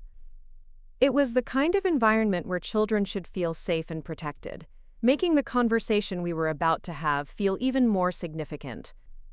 Dr. Martinez was a woman in her 50s with graying hair and the calm demeanor of someone who had spent decades dealing with complex family situations. Her office was decorated with children's artwork and photos from school events, creating an atmosphere that balanced professionalism with genuine care for students. "Thank you for coming on such short notice," she began, gesturing for us to sit in chairs arranged around a small conference table. "I've received some concerning information about incidents involving students from our school, and I wanted to discuss our protocols for ensuring student safety." She opened a folder that contained what appeared to be incident reports and documentation forms, the kind of paperwork that schools use to track behavioral problems and safety concerns. "We have reports documenting aggressive behavior by Madison Cross toward other students, including incidents of hair-pulling, pushing, and verbal intimidation," Dr. Martinez continued. "These reports date back several months and show an escalating pattern of violence that hasn't been effectively addressed through normal disciplinary channels." Dad leaned forward slightly, his expression focused but not surprised. "What kind of interventions have been attempted?" We've had multiple conferences with Madison's parents, recommended family counseling, and implemented behavior modification strategies within the school environment, Dr. Martinez replied. Unfortunately, Mrs. Cross has been resistant to acknowledging the severity of her daughter's behavior and has consistently blamed other children for provoking Madison's responses. The pattern was identical to what we had experienced, confirming that Vanessa's response to Madison's assault on Lily was part of a systematic approach to avoiding accountability for her daughter's violence. I understand that Madison recently assaulted her cousin outside of school, Dr. Martinez continued, her tone becoming more serious. Given the pattern of escalating behavior and the family's resistance to intervention, I'm concerned about the safety of our students and the potential for additional incidents. She pulled out a form that I recognized as a mandatory reporting document, the kind used by schools to notify Child Protective Services about suspected abuse or ongoing safety concerns.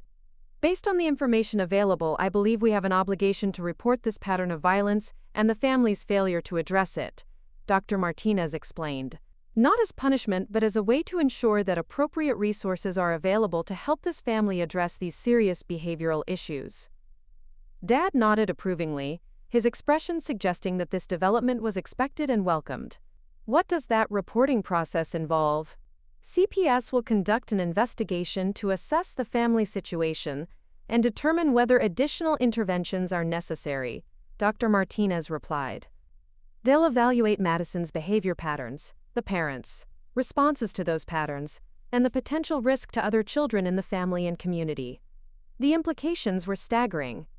What had started as a family conflict over Madison's assault on Lily was evolving into a formal investigation of child welfare and family safety. Dad's strategic intervention had created a cascade of institutional responses that would force accountability, even if Vanessa continued to resist voluntary cooperation. What about Lily? I asked. How does this affect her situation? CPS will want to interview Lily as part of their investigation, Dr. Martinez explained. But given that she's not living in the same household as Madison, their primary concern will be ensuring that she's not placed in situations where additional violence could occur. It was a relief to know that institutional authorities would be focused on Lily's protection, rather than forcing family reconciliation at the expense of her safety. The formal investigation would create legal backing for the boundaries that Dad and I were trying to establish. When does this reporting happen? Dad asked. I'll file the report this afternoon, Dr. Martinez replied. CPS will likely make initial contact with all parties within 48 hours. I wanted to give you advance notice so you could prepare Lily for the possibility of speaking with investigators. As we left the school, Dad was already making notes on his timeline and checking his phone for messages. The institutional machinery was now in motion, creating momentum that would continue regardless of our family's personal preferences or comfort levels. How do you think Vanessa will respond when CPS contacts her? I asked as we drove back toward my apartment. Poorly, Dad replied, without hesitation. She'll view it as an attack on her family, rather than a protective intervention. She'll probably try to blame you for initiating the investigation and refuse to cooperate with the process. And if she doesn't cooperate, then the investigation becomes more intensive and the potential consequences become more severe, Dad explained. CPS has significant authority to compel cooperation when child safety is at stake. Vanessa's choices will determine how intrusive that process becomes. That evening, as I helped Lily prepare for bed, I tried to explain what might happen over the next few days, without causing additional anxiety about an already traumatic situation.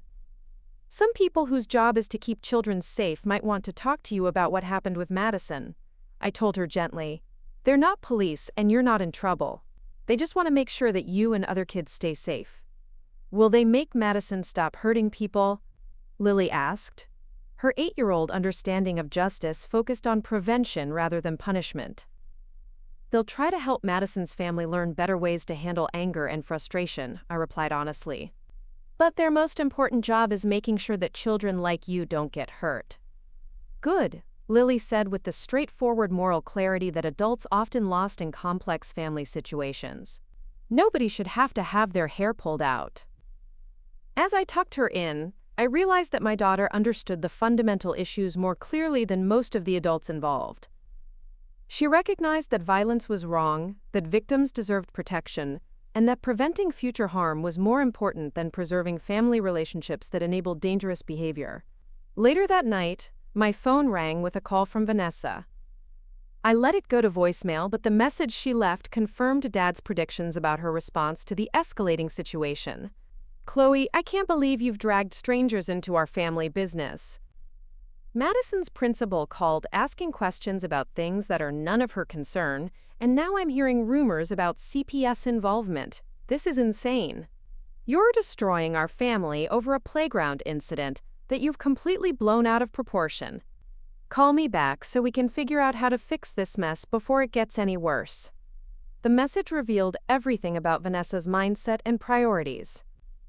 Even faced with institutional intervention and formal investigation, she was still characterizing Madison's assault as a, quote, playground incident, and viewing accountability measures as attacks on her family rather than protection for other children.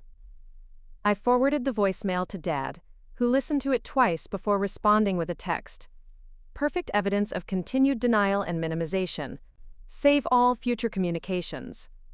The investigation was building momentum exactly as Dad had planned, creating a comprehensive record of Madison's violence, Vanessa's enabling behavior, and the family's resistance to appropriate intervention. Every conversation and communication was becoming part of a larger documentation process that would support whatever protective measures proved necessary. 2 days later, everything accelerated again when CPS made their initial contact. The Child Protective Services investigator arrived at my apartment on a gray Monday morning, carrying a leather portfolio and wearing the expression of someone who had seen enough family dysfunction to remain professionally detached while still caring about outcomes. Sandra Williams was a woman in her early 40s with kind eyes and the sort of calm presence that immediately put Lily at ease when she explained her role in ensuring children's safety. "I'm here because some adults are worried about making sure kids stay safe and happy," Ms. Williams told Lily, settling into our living room with the practiced ease of someone who conducted these interviews regularly. "I'd like to hear about what happened when your hair got hurt, but only if you feel comfortable talking about it." Lily nodded solemnly, unconsciously touching the area around her healing scalp. The bald patch was still visible, though new growth was beginning to emerge in fine, soft strands that caught the morning light. She had stopped wearing the baseball cap at home but still reached for it whenever we left the apartment. Ms. Williams conducted the interview with gentle professionalism, asking open-ended questions that allowed Lily to tell her story in her own words without leading or prompting. She took careful notes as Lily described the events at grandparents' house, Madison's escalating anger, and the adults' responses to the assault. "The grown-ups said it was my fault because I was being too sensitive," Lily explained, her 8-year-old voice carrying the weight of adult criticism she had internalized. "Aunt Vanessa said, maybe if I wasn't so sensitive about my limitations, Madison wouldn't have to put me in my place." Ms. Williams paused her note-taking, her expression tightening almost imperceptibly. In her professional experience, adults who blamed children for their own victimization typically indicated deeper systemic problems that required intensive intervention. "How did that make you feel when the adults said those things?" Ms. Williams asked gently. "Confused," Lily replied after thinking for a moment. "Because I thought families were supposed to protect each other, but it felt like they were protecting Madison from getting in trouble instead of protecting me from getting hurt." The insight was devastatingly accurate. At 8 years old, Lily had identified the fundamental dysfunction that the adults in her family had been unable or unwilling to acknowledge. The family system was structured to protect perpetrators rather than victims, to maintain harmony rather than ensure safety. After completing her interview with Lily, Ms. Williams spent an hour with me, reviewing the medical documentation, Dr. Martinez's therapeutic assessment, and the timeline of events that Dad had helped me compile. She examined the photographs of Lily's injury with clinical attention, making notes about the severity and pattern of the hair loss. "This level of force indicates deliberate intent to cause pain," Ms. Williams observed, studying the medical report. Combined with the family's response and the child's own description of events, we're looking at a clear case of assault that was minimized and blamed on the victim. She explained that CPS would be conducting interviews with all family members, including Madison and Tyler, to assess the household dynamics and evaluate potential risks to children in the family system. The investigation would also examine the parents' willingness to acknowledge problems and implement appropriate interventions. Based on what I've learned here today, I'm particularly concerned about the normalization of violence and the family's resistance to accountability, Ms. Williams continued. When adults consistently blame children for their own victimization, it creates an environment where abuse can escalate without appropriate intervention. An hour after Ms. Williams left, my phone exploded with calls and text messages from various family members. The CPS investigation was apparently creating exactly the kind of institutional pressure that Dad had anticipated, forcing conversations that the family would have preferred to avoid. Mom's message was predictably focused on damage control. CPS came to the house asking questions about Madison and family dynamics. Vanessa is beside herself. We need to talk about how to handle this situation before it destroys everyone involved. Vanessa's message was more direct and considerably more hostile. I hope you're proud of yourself for bringing government agencies into our private family business. Madison is traumatized by strangers asking her invasive questions about her cousin's lies. This vendetta of yours has gone way too far. Ryan's message attempted diplomatic neutrality while still taking sides. Chloe, I understand you're upset about what happened, but involving CPS seems like an extreme response to a childhood conflict. Maybe we could all sit down and work this out as a family before outside agencies make decisions for us. The messages revealed each family member's priorities and coping mechanisms. Mom wanted to manage everyone's emotions and find compromise solutions. Vanessa viewed accountability as attack and refused to acknowledge wrongdoing. Ryan preferred negotiation and conflict avoidance over direct confrontation with uncomfortable truths. Dad arrived 30 minutes later, his timing suggesting that he had been monitoring the situation and waiting for the family's response to CPS involvement. He reviewed the messages with professional interest, making notes about language patterns and strategic positioning. Classic deflection techniques, he observed, pointing to specific phrases in Vanessa's message. She's characterizing legitimate investigation as persecution, framing Madison as the victim, and attacking Lily's credibility. Standard operational procedure for someone who refuses to accept responsibility. What happens next? I asked, though I was beginning to understand that Dad's strategic planning extended well beyond the current phase of intervention.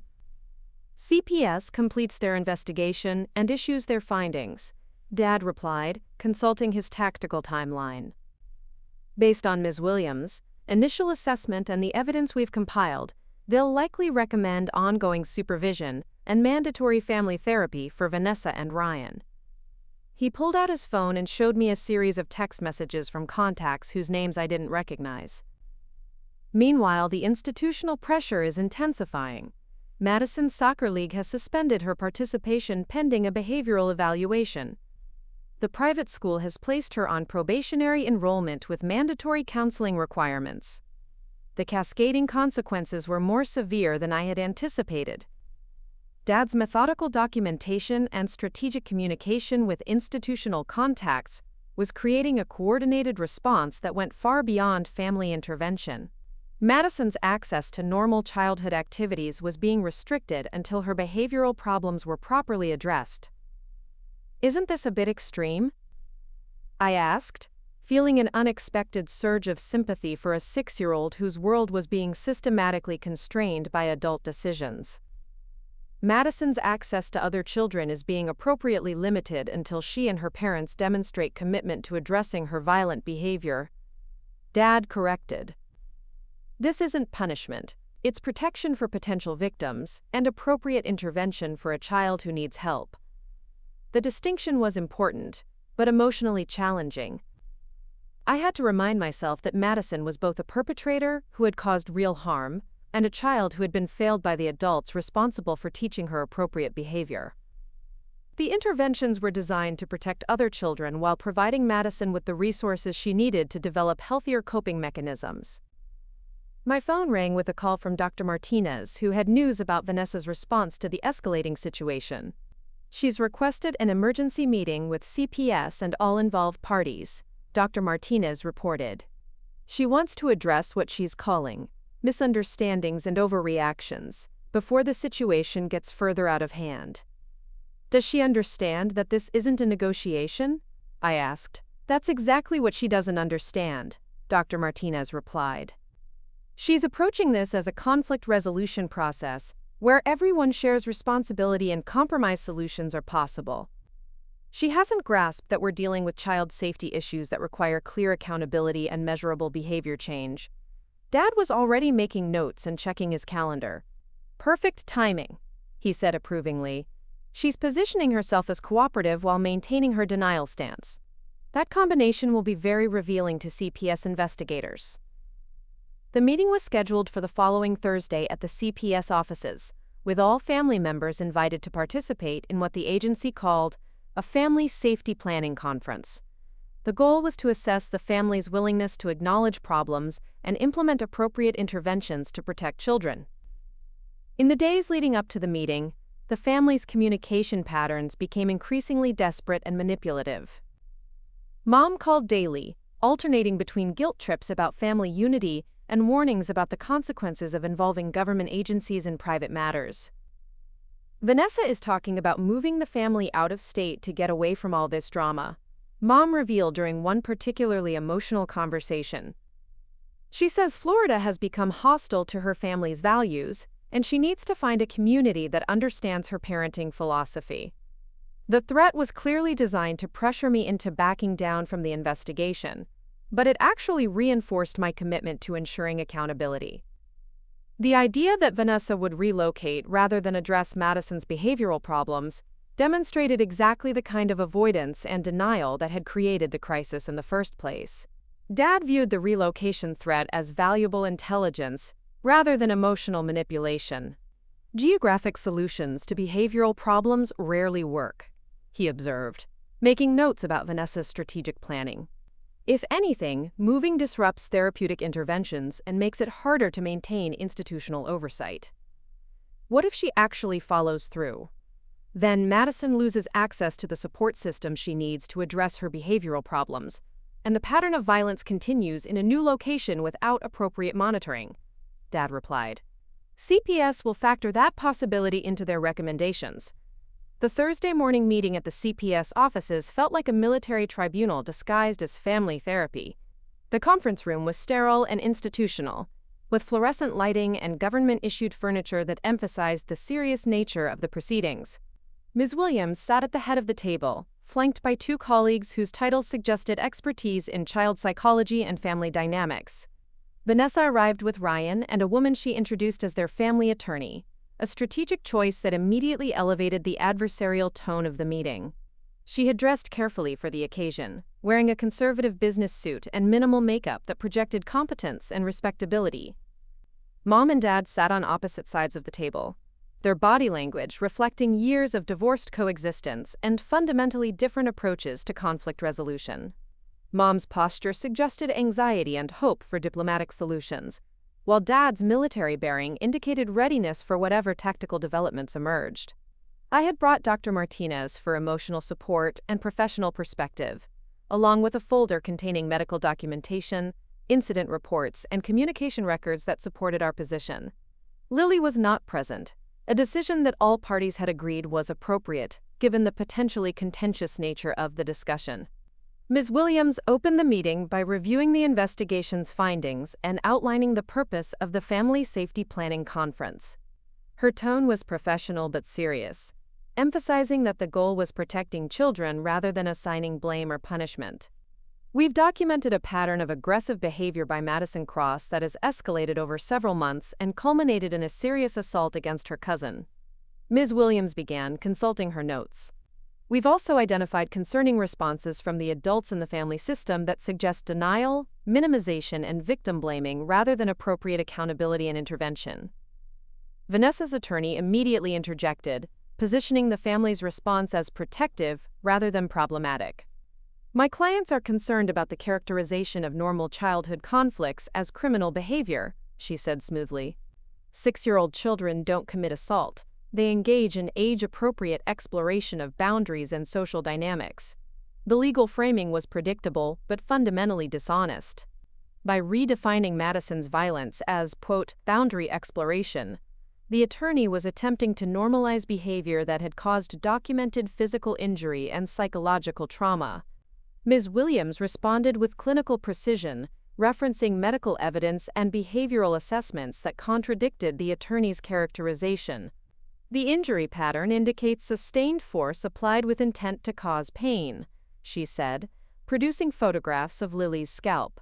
This level of violence exceeds normal childhood conflict and meets the clinical definition of assault, regardless of the perpetrator's age. Dad leaned forward slightly, his expression focused but controlled. When Ms. Williams invited family members to respond to the investigation's findings, he spoke with the calm authority that had once made enemy combatants reconsider their tactical positions. I've spent 25 years in environments where accurate threat assessment meant the difference between mission success and catastrophic failure, Dad said, his voice steady and measured. The evidence in this case indicates a clear pattern of escalating violence, enabled by adults who consistently blame victims rather than address dangerous behavior. He pulled out his own folder, organized with military precision and containing documentation that went beyond what CPS had gathered. Madison's violent behavior isn't limited to family conflicts. She has a documented history of aggression in school settings, community activities, and social situations that suggests systematic problems requiring professional intervention. Vanessa's composure cracked slightly as Dad methodically presented evidence of Madison's behavioral problems across multiple environments. The documentation revealed a level of investigation and institutional coordination that clearly surprised her and her attorney. "You've been spying on my family," Vanessa accused, her voice rising despite her attorney's subtle restraining gesture. "You've been talking to people at Madison's school and soccer league, spreading lies and creating problems where none existed." "I've been gathering factual information from professional sources who have observed your daughter's behavior in supervised settings," Dad replied calmly. "Every document in this file represents institutional records or professional assessments, not personal opinions or family gossip." The distinction was crucial.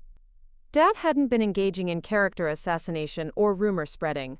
He had been systematically documenting Madison's behavioral patterns through official channels and professional observations. The evidence was objective and verifiable rather than emotional and subjective. Ms. Williams reviewed Dad's documentation with obvious interest, taking notes about incidents and institutional responses that CPS hadn't previously been aware of. The additional evidence strengthened the case for intensive intervention while undermining Vanessa's claims that the family was being persecuted over isolated incidents. "Mrs. Cross," Ms. Williams said, turning her attention to Vanessa, "how do you respond to this documentation of your daughter's behavioral problems across multiple settings?" Vanessa's answer revealed the depth of her denial and the extent to which she had constructed alternative narratives to avoid accountability. "Madison is an intelligent, sensitive child who reacts strongly when other children treat her unfairly," she said, her voice carrying conviction despite the evidence contradicting her position. "She's been targeted by jealous parents and biased teachers who don't understand gifted children's emotional intensity." The response was a masterclass in deflection and victim blaming. Rather than acknowledging Madison's violence, Vanessa was characterizing her daughter as the victim of systematic persecution by envious adults and inadequate institutional support. It was a narrative that positioned every critic as biased and every accountability measure as unfair treatment. Dad's expression didn't change, but I could see his jaw tighten slightly as he processed Vanessa's refusal to acknowledge documented evidence. Ms. Williams made extensive notes, clearly recognizing the significance of Vanessa's response for determining appropriate intervention strategies. "What about the specific incident involving Lily?" Ms. Williams asked. "How do you characterize what happened during the family gathering?" "Lily provoked Madison by making insulting comments about her intelligence and academic abilities," Vanessa replied without hesitation. Madison reacted emotionally, which is normal for a 6-year-old who feels attacked. The situation was blown out of proportion by adults who have their own agenda for creating family drama. Even faced with institutional investigation and formal consequences, Vanessa was maintaining her position that Lily had deserved the assault and that accountability measures represented persecution rather than appropriate child protection. The consistency of her denial was remarkable and deeply troubling. Ryan spoke for the first time since the meeting began, his voice carrying the diplomatic tone of someone trying to find middle ground in an increasingly polarized situation. "We acknowledge that Madison needs help managing her emotions and reactions to conflict," he said carefully. "We're willing to participate in counseling and implement whatever behavioral modifications are recommended." It was a strategic concession designed to demonstrate cooperation while avoiding admission of wrongdoing. Ryan was positioning the family as willing to accept help, while maintaining that the problems weren't as serious as investigators suggested. Ms. Williams consulted her notes and exchanged glances with her colleagues before outlining CPS's preliminary recommendations. "Based on the investigation findings and the family's responses today, we're recommending mandatory family therapy with a specialist in childhood aggression, supervised visitation between Madison and other children until behavioral improvements are documented, and ongoing CPS monitoring to ensure compliance with safety planning requirements." The recommendations were more intensive than I had expected, reflecting the seriousness with which CPS viewed the situation and their assessment of the family's resistance to voluntary intervention. Vanessa's face flushed with anger as she processed the implications of ongoing supervision and restricted access to normal family activities. "This is completely unreasonable," Vanessa protested, her composure completely gone now. "You're treating my family like criminals based on the vindictive lies of people who have their own reasons for attacking us. Madison is not a danger to other children, and I refuse to accept supervision from government agencies who don't understand our family's values." The outburst confirmed everything that Dad and CPS had assessed about Vanessa's priorities and mindset. Even when faced with institutional authority and formal consequences, she was more concerned about defending her family's image than protecting other children from potential harm. Ms. Williams responded with professional detachment, explaining that CPS recommendations were based on documented evidence rather than personal opinions, and that family cooperation was strongly encouraged but not technically required for implementation of protective measures. "The safety planning requirements are mandatory," Ms. Williams explained calmly. "Your cooperation makes the process easier and more effective, but the protective measures will be implemented regardless of your personal preferences." Vanessa's attorney attempted to regain control of the situation by requesting time to review the recommendations and prepare a formal response, but the damage was already done. Vanessa's emotional outburst and continued denial had demonstrated exactly the kind of resistance to accountability that CPS was designed to address. The meeting concluded with scheduling for follow-up appointments and implementation of immediate protective measures. Madison would begin behavioral evaluation within the week, the family would start mandatory therapy, and CPS would conduct monthly check-ins to monitor progress and compliance. As we left the building, Dad was already analyzing the tactical outcomes and planning next steps. "Better than expected," he said approvingly. Vanessa's refusal to cooperate with institutional authority just strengthened the case for intensive intervention. What happens if she continues to resist? Then the protective measures become more restrictive, and the consequences become more severe. Dad replied matter-of-factly. "CPS has significant authority to ensure child safety, and Vanessa's choices will determine how intrusive that process becomes." That evening, my phone buzzed with a series of increasingly frantic messages from family members processing the day's events. Mom was devastated by the family's public exposure and institutional intervention. Ryan was focused on damage control and compliance strategies. Vanessa was furious about what she characterized as persecution and governmental overreach. But there was one message that surprised me, sent from Tyler's cell phone account but clearly written by a 10-year-old. "I'm sorry about what Madison did to Lily. Mom and Dad don't want me to say that, but I think it was wrong, and I'm glad someone is making sure it doesn't happen again." The message was a reminder that children often understood right and wrong more clearly than the adults responsible for teaching them. Tyler had recognized the injustice of Madison's assault and his parents' response, even when surrounded by adults who were more concerned about protecting family reputation than ensuring child safety. I showed the message to Dad, who read it twice before making a note in his tactical journal. "Intelligence from inside the family system," he observed. Tyler's moral clarity suggests that appropriate intervention could be successful if the adults can be compelled to cooperate. What if they can't be compelled to cooperate? Dad closed his journal and looked at me with the expression that had once made me feel completely safe as a child. Then we continue protecting Lily and documenting everything until the system works the way it's supposed to work.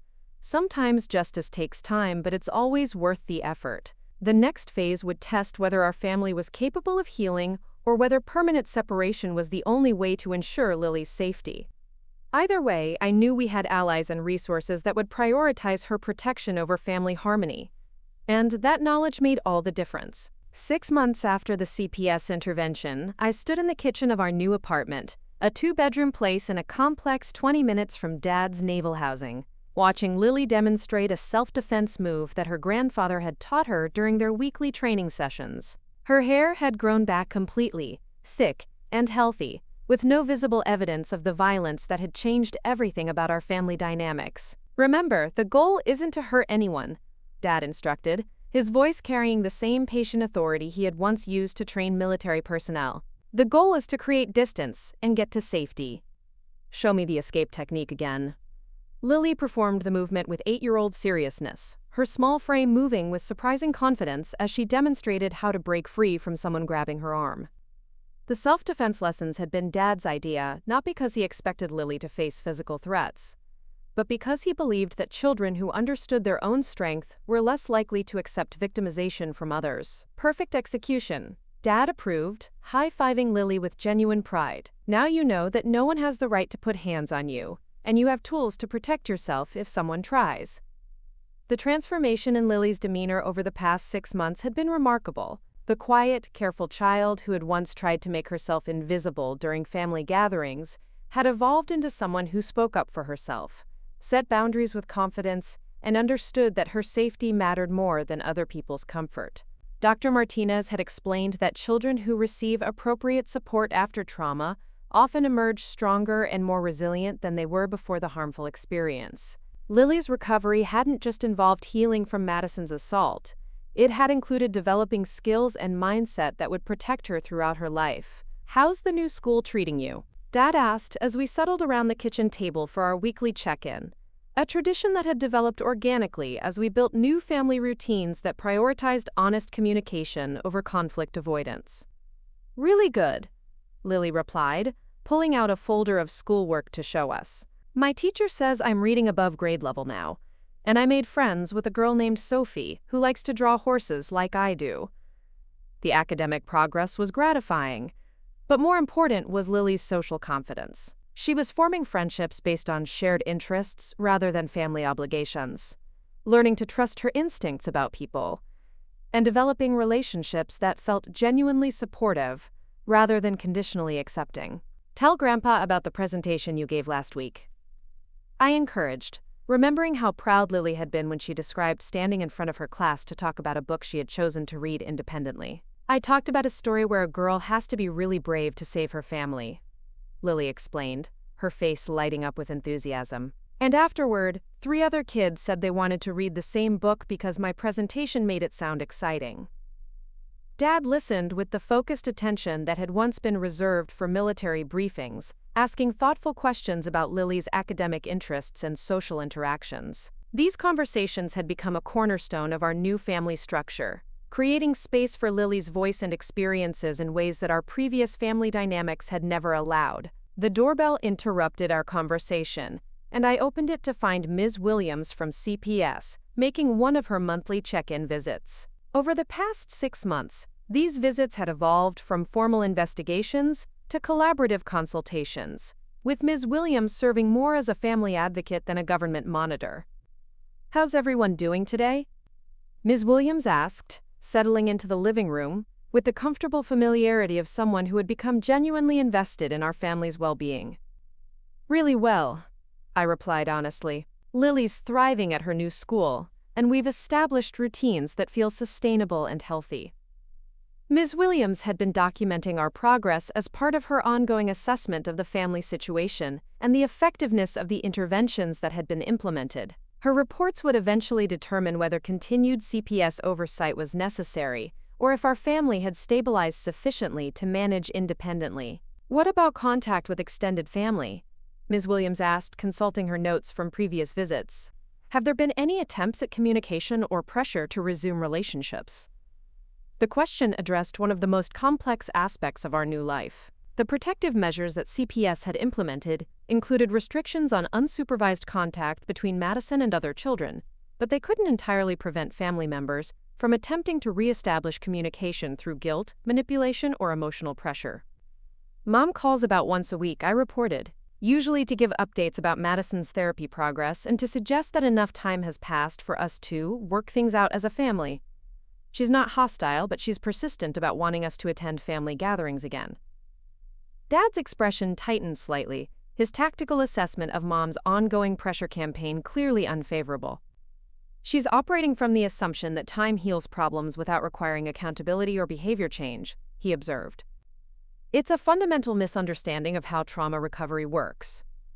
Ms. Williams made notes about the family's continued resistance to acknowledging the severity of the original incident and their focus on restoration rather than genuine healing. These communication patterns were consistent with what CPS typically observed in families where denial and minimization had become entrenched coping mechanisms. How is Madison progressing in her therapeutic interventions?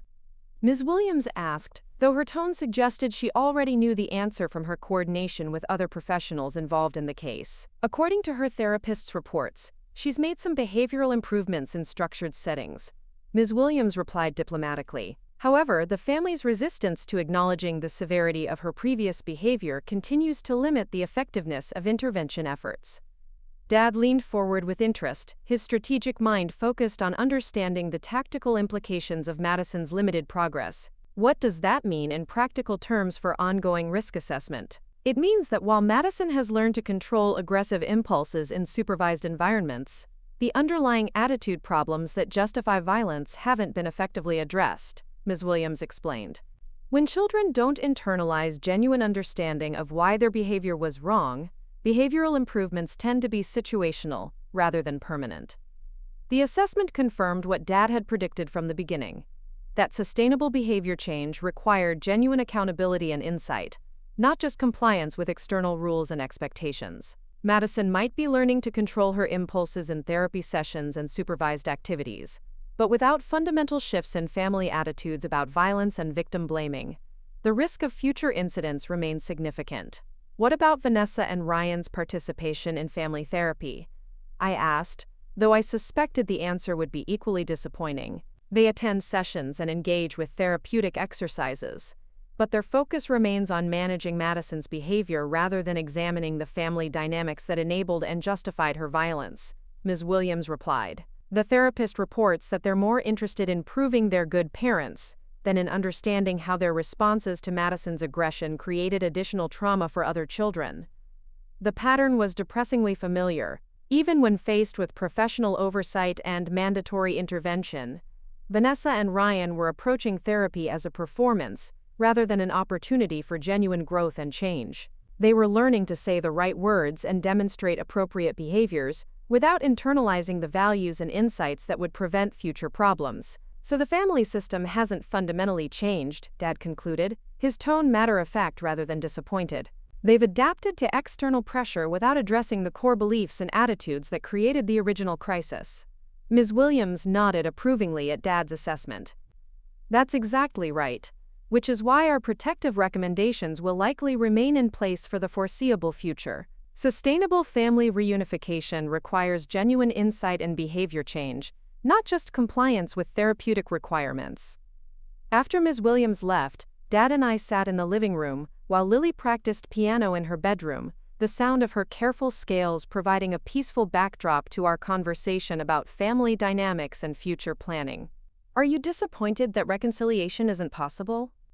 Dad asked, his question carrying genuine curiosity rather than judgment about my emotional response to the family's continued dysfunction. I considered the question carefully, examining my feelings about the permanent separation from extended family relationships that had once seemed essential to my identity and sense of belonging. I thought I would be, I admitted, but honestly, I feel more relieved than disappointed. The constant stress of trying to maintain relationships that required me to minimize Lily's trauma and accept unacceptable behavior was exhausting. Dad nodded with understanding, his own experience with Mom's conflict avoidance patterns providing context for recognizing healthy versus unhealthy relationship dynamics. Sometimes the most loving thing you can do for people is to stop enabling their harmful behavior by refusing to participate in dysfunctional systems. The wisdom was hard-earned, reflecting Dad's own journey toward understanding that family loyalty didn't require accepting abuse or prioritizing family harmony over individual safety and well-being. "What about Tyler?" I asked, remembering the 10-year-old's private message expressing regret about Madison's violence and support for accountability measures. "Tyler is the wild card," Dad replied thoughtfully. "He's developing moral clarity despite being surrounded by adults who prioritize family reputation over ethical behavior. As he gets older, he'll have choices to make about whether to perpetuate the family's dysfunctional patterns or break the cycle." The possibility that Tyler might eventually choose different values and behaviors offered hope for future generations, even if his parents remained committed to denial and enabling. Children who witnessed accountability and consequences sometimes learn different lessons than the adults intended to teach. 2 weeks later, I received an unexpected phone call from Tyler himself, now 11 years old, and calling from a friend's house where he had permission to use the phone without parental supervision. "Aunt Chloe, I wanted to tell you something." Tyler's voice was serious, carrying the weight of secrets he had been keeping for months. "Madison hurt another kid at school last week. She pushed a girl down the stairs because the girl said Madison wasn't as smart as she thinks she is." The information sent ice through my veins. Despite months of therapy and supervision, Madison had escalated to even more dangerous violence, targeting another child for perceived insults to her intelligence and superiority. "Was the other girl hurt?" I asked, trying to keep my voice calm for Tyler's sake. "She broke her wrist and got a concussion," Tyler replied, his voice shaking slightly. "But Mom and Dad are saying it was an accident, that Madison just bumped into her by mistake. They're making me promise not to talk about it with anyone because they say people won't understand what really happened." The pattern was identical to Madison's assault on Lily, but with even more severe consequences. A broken wrist and concussion represented serious injuries that could have long-term effects, yet Vanessa and Ryan were still prioritizing family protection over victim safety and accountability. "Tyler, you did the right thing by telling me," I said firmly. "And you should know that it's never wrong to tell the truth about someone getting hurt, even when adults ask you to keep secrets about it." "I know," Tyler replied, his voice carrying surprising maturity. "I've been thinking about what happened to Lily, and I don't want to be the kind of person who stays quiet when someone gets hurt. But I'm scared about what will happen if Mom and Dad find out I called you."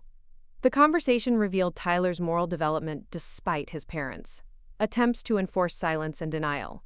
He was choosing truth and accountability over family loyalty, demonstrating exactly the kind of ethical courage that his parents had failed to model. "Tyler, I'm going to share this information with people whose job is to keep kids safe," I explained. "Not to get your family in trouble, but to make sure that other children don't get hurt and that Madison gets the help she really needs." "Good," Tyler said with relief. "Someone needs to do something before Madison hurts someone even worse." After the call ended, I immediately contacted Ms. Williams, who listened to Tyler's report with professional interest and obvious concern about the escalation in Madison's violent behavior. "This confirms our assessment that the therapeutic interventions haven't addressed the underlying problems," Ms. Williams said after I finished relaying Tyler's information.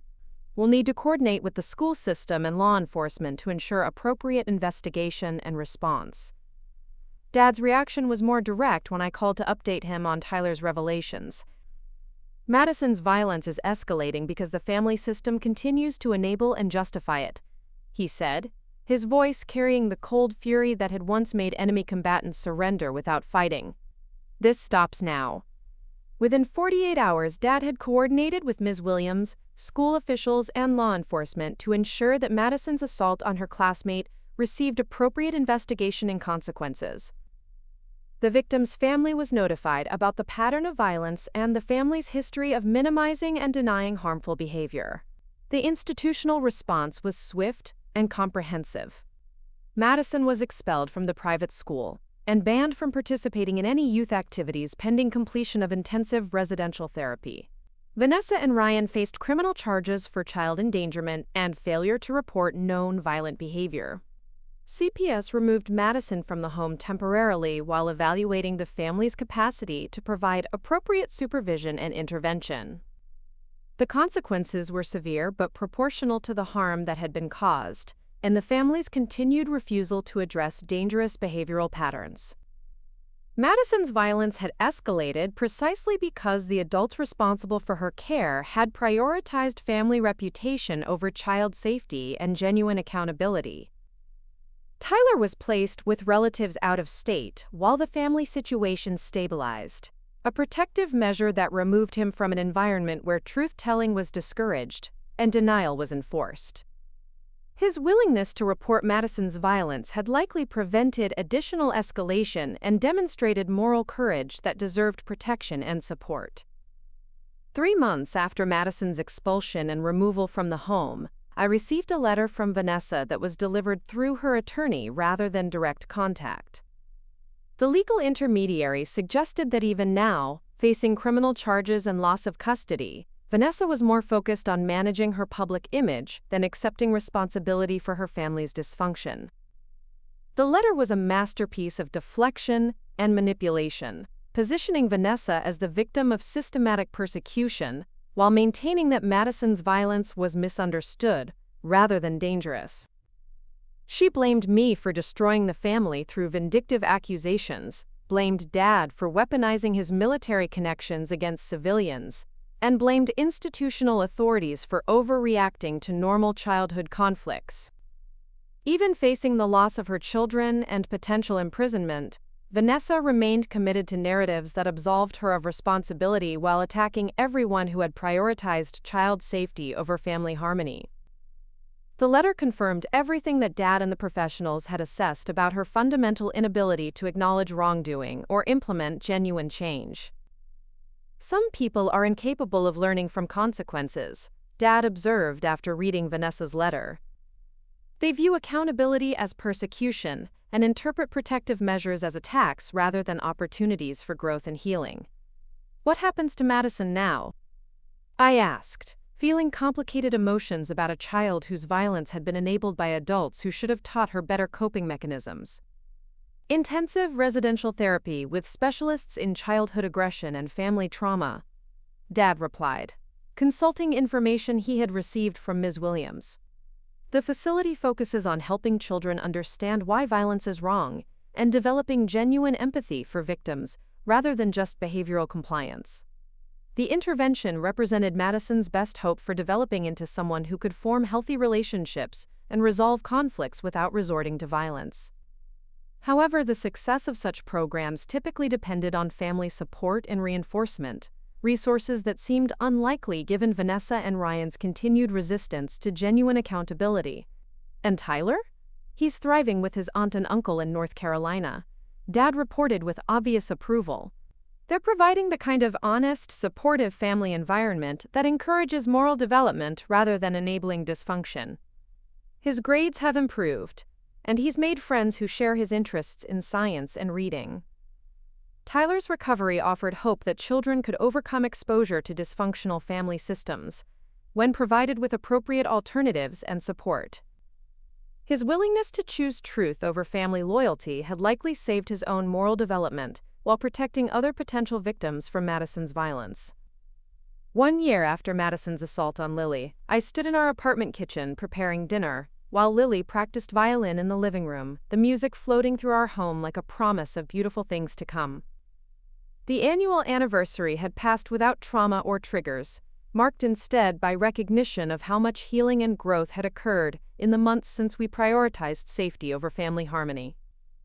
Dr. Martinez had graduated us from regular therapy sessions to monthly check-ins, noting that Lily had processed her trauma effectively and developed resilience skills that would serve her throughout life. The experience of having adults take her pain seriously and implement protective measures had actually strengthened her sense of self-worth and personal agency.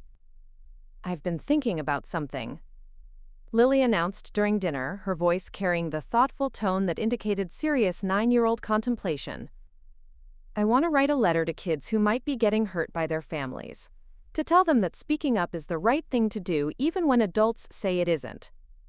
The idea was simultaneously heartbreaking and inspiring, reflecting Lily's transformation from victim to advocate.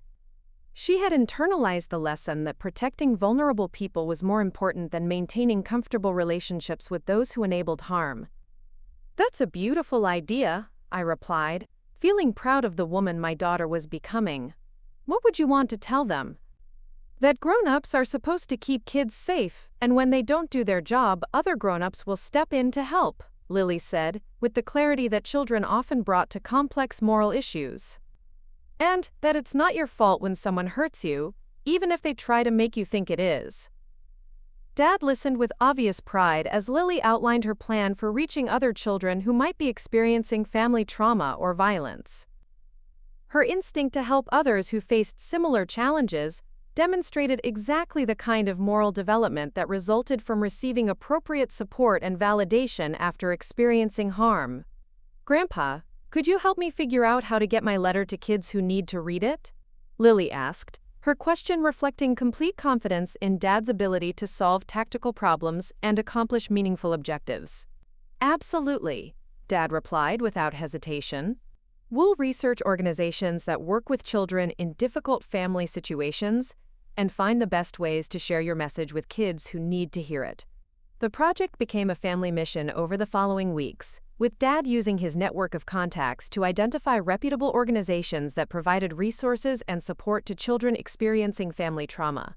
Lily's letter was refined through multiple drafts, with input from Dr. Martinez about age-appropriate language and therapeutic messaging. The final version was simple and powerful, written in Lily's own words but incorporating insights that reflected genuine understanding of childhood trauma and recovery. "Dear kids who might be getting hurt, my name is Lily and I'm 9 years old. Last year, someone in my family hurt me really badly, and then the grown-ups said it was my fault. I felt scared and sad and confused because I thought families were supposed to protect each other. But then other grown-ups stepped in to help me.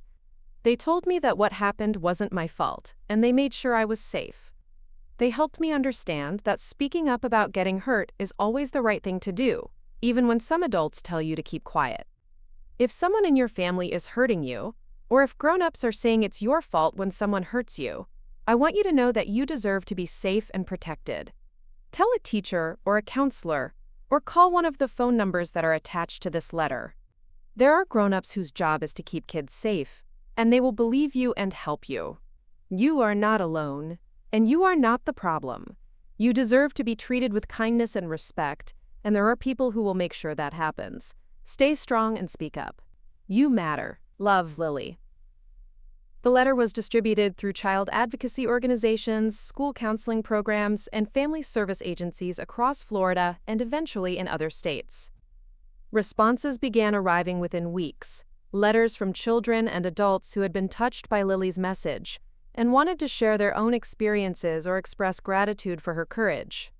Reading those responses together became a weekly tradition in our household, with Dad, Lily, and I taking turns sharing the letters that had arrived and discussing the impact that speaking truth could have on people who felt isolated and unheard. "Look at this one," Lily said during one of our letter reading sessions, holding up a note written in careful elementary school handwriting. "It's from a girl named Emma, who says that reading my letter helped her tell her teacher about her uncle who was being mean to her." The knowledge that Lily's experience and advocacy had contributed to another child's protection and healing was profoundly meaningful, transforming our family's trauma into a source of strength and service for others facing similar challenges. 6 months later, Dad announced that he had been invited to speak at a conference for military families about recognizing and responding to domestic violence and child abuse. The invitation represented recognition of his expertise in tactical intervention and strategic protection, but also acknowledgement of his personal experience navigating family crisis and institutional advocacy. "They want me to talk about how military training and mindset can be applied to protecting civilians, especially children, from family members who pose threats," Dad explained, showing us the conference program where his presentation was listed alongside other experts in child protection and family therapy. "Will you tell them about what happened to Lily?" I asked, curious about how Dad would translate our personal experience into professional guidance for other families. I'll tell them about the importance of treating child safety as a tactical priority rather than a family relations problem," Dad replied. "The same principles that apply to mission planning and threat assessment work for protecting children from violence, regardless of whether that violence comes from strangers or relatives." The presentation was successful enough to generate invitations for additional speaking engagements, leading to Dad's unexpected second career as a consultant on family safety and strategic intervention. His unique combination of military expertise and personal experience proved valuable for training programs that served military families, law enforcement personnel, and child protection professionals. "It's strange how something so terrible led to so many good things," Lily observed during one of our dinner conversations, her 9-year-old wisdom capturing the complex nature of trauma, recovery, and meaning-making. "Trauma can destroy people, or it can teach them to be stronger and more compassionate," Dad replied, his voice carrying the authority of someone who had seen both outcomes in military and civilian contexts. "The difference usually depends on whether they receive appropriate support and choose to use their experience to help others." Lily nodded thoughtfully, processing this information with the seriousness that had characterized her approach to understanding difficult concepts. "So Madison could still become a good person if she gets the right kind of help and chooses to learn from what happened?" The question reflected Lily's remarkable capacity for empathy and hope, even towards someone who had caused her significant harm. Despite everything she had experienced, she maintained belief in people's capacity for growth and redemption when provided with appropriate resources and genuine accountability. "It's possible," Dad replied honestly. "But that would require Madison and her family to do very difficult work that they've shown little willingness to engage with so far. Sometimes the most loving thing we can do for people is to protect ourselves and others while hoping they eventually choose better paths." 2 years after the initial assault, I received a call from Tyler, now 13, and living permanently with his relatives in North Carolina. His voice had deepened and his vocabulary had expanded, but his fundamental decency and moral clarity remained unchanged. "Aunt Chloe, I wanted to give you an update on everything," Tyler said, his tone serious but hopeful. "Madison is still in residential treatment, but her therapists say she's starting to understand why her behavior was wrong. She's not ready to come home yet, but they think she might be able to have supervised visits with family in another year or so." The progress was slower than anyone had hoped, but genuine insight and behavior change often took years rather than months, when dealing with deeply entrenched patterns of violence and entitlement. Madison's willingness to engage with therapeutic intervention represented a positive development, even if full recovery remained uncertain. "What about your parents?" I asked, curious about whether Vanessa and Ryan had made any progress toward genuine accountability and insight. "They finished their court-mandated therapy, and the criminal charges were reduced to probation and community service," Tyler reported. "But honestly, I don't think they've really changed their attitudes about what happened. They still talk about Madison like she was the victim of excessive punishment, rather than someone who needed serious help." The assessment confirmed what most of the professionals had predicted: that adults who built their identities around denial and deflection rarely developed genuine insight, even when faced with severe consequences. Vanessa and Ryan had complied with legal requirements without internalizing the values and understanding that would prevent future problems. "Are you doing okay living with your aunt and uncle?" I asked, hoping that Tyler's protective placement had provided the stability and support he needed to process his own family trauma. "Really good," Tyler replied with obvious sincerity. "They're honest about difficult things, but they also make me feel safe and supported. I'm getting good grades, and I made the academic decathlon team at school. I also volunteer at a community center that helps kids who are having family problems." Tyler's recovery and growth served as a powerful example of resilience and healthy development when children received appropriate support and were removed from dysfunctional family systems. His choice to volunteer with other children facing family difficulties demonstrated the same kind of advocacy instinct that had led Lily to write letters supporting other young victims. "Tyler, I'm so proud of the person you're becoming," I told him honestly. "Your courage in speaking up about Madison's violence probably prevented other children from getting hurt." "I learned from watching what happened to Lily," Tyler replied. When I saw how much better things got for her after adults started taking her safety seriously, I realized that staying quiet about dangerous behavior doesn't actually protect anyone. The conversation ended with plans for Tyler to visit us during his next school break, a reunion that would bring together young people who had chosen truth and accountability over family loyalty and silence. Both children had emerged from family trauma with enhanced moral clarity and commitment to protecting vulnerable people, qualities that would serve them and their communities throughout their lives. As I hung up the phone, I found myself reflecting on the unexpected ways that crisis had transformed our family structure and values. The violence that had initially seemed like a devastating betrayal had ultimately led to stronger, healthier relationships built on honesty, mutual respect, and genuine care for each other's well-being. Lily emerged from her bedroom carrying a new letter she had written, this one addressed to Tyler, and filled with updates about her school activities, friendship developments, and latest advocacy projects.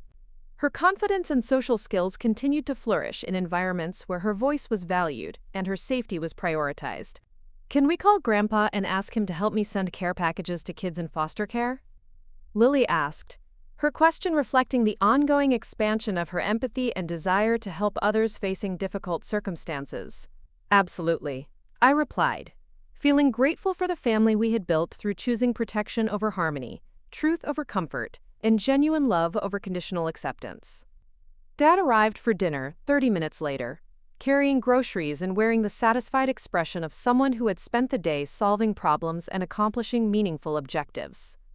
His transformation from concerned grandfather to tactical advocate and professional consultant had given him a renewed sense of purpose while providing our family with expertise and resources that ensured our continued safety and success. "How was your day?"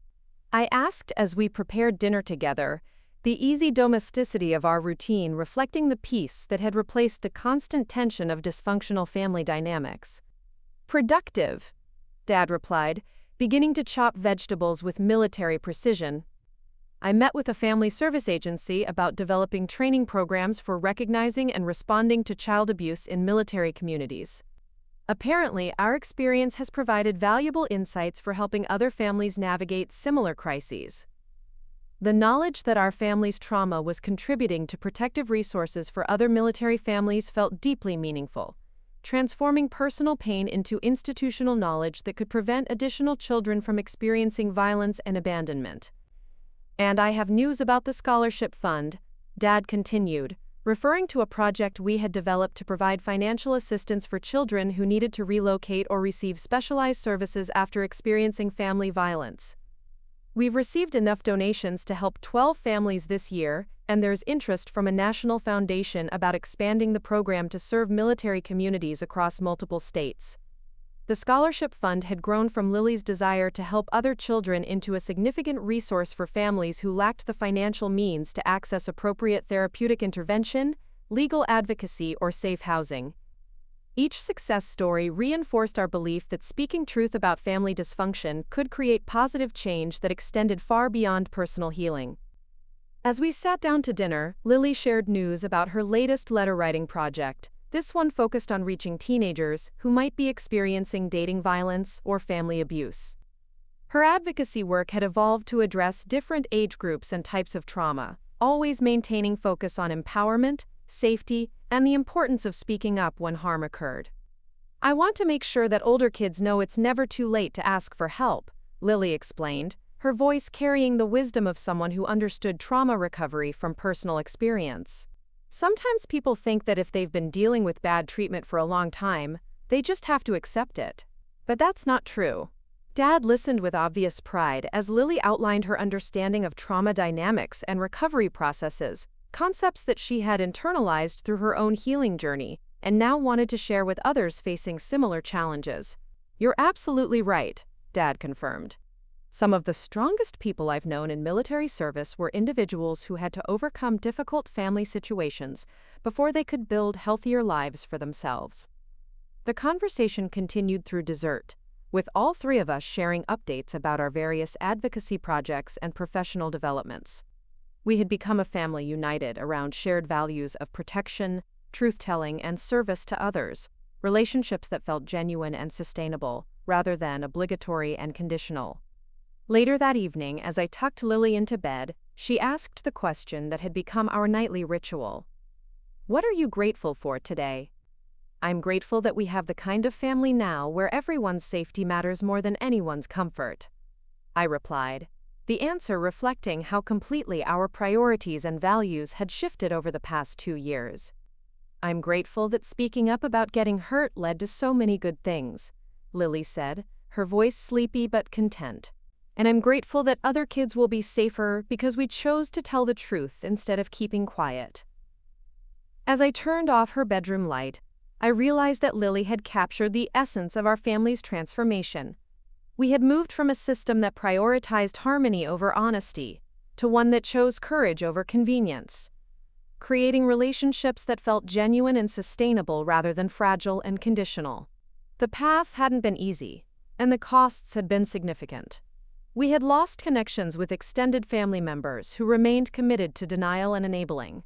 We had faced criticism from people who viewed our advocacy as vindictive rather than protective. We had endured months of legal proceedings, therapeutic intervention, and institutional oversight that felt invasive and exhausting. But we had gained something more valuable than comfortable family relationships. We had built lives based on authentic values and genuine care for each other's well-being. We had learned that love without safety was not really love at all, and that protecting vulnerable people was more important than maintaining relationships with those who refused to acknowledge harm. Most importantly, we had discovered that speaking truth about family dysfunction, while painful and disruptive in the short term, could create positive change that extended far beyond personal healing to impact entire communities and future generations. As I settled into my own bed that night, I felt the deep satisfaction that came from knowing that our family's crisis had been transformed into a source of strength and service for others. Lily's courage in recovering from trauma had inspired advocacy work that was protecting children across multiple states. Dad's strategic intervention had become a model for military families facing similar challenges. My own journey from victim to advocate had created resources and support systems that were helping other single mothers navigate family conflict and institutional barriers. The Navy SEAL father who had promised to make his final strike had delivered exactly what he had promised. Not revenge or punishment, but strategic intervention that prioritized child safety over family comfort and created lasting change that would protect vulnerable people for years to come. The victory wasn't dramatic or cinematic, but it was complete and sustainable. We had built new lives based on authentic values, genuine relationships, and shared commitment to protecting those who couldn't protect themselves. The family that had once enabled violence and blamed victims had been replaced by one that chose courage, truth, and service to others. And in the morning, we would continue the work of building a world where children's safety mattered more than adults. Convenience. Where speaking up about harm was celebrated rather than punished, and where families were defined by love and protection rather than biology and obligation. Up next, you've got 2 more standout stories right on your screen. If this one hit the mark, you won't want to pass these up. Just click and check them out.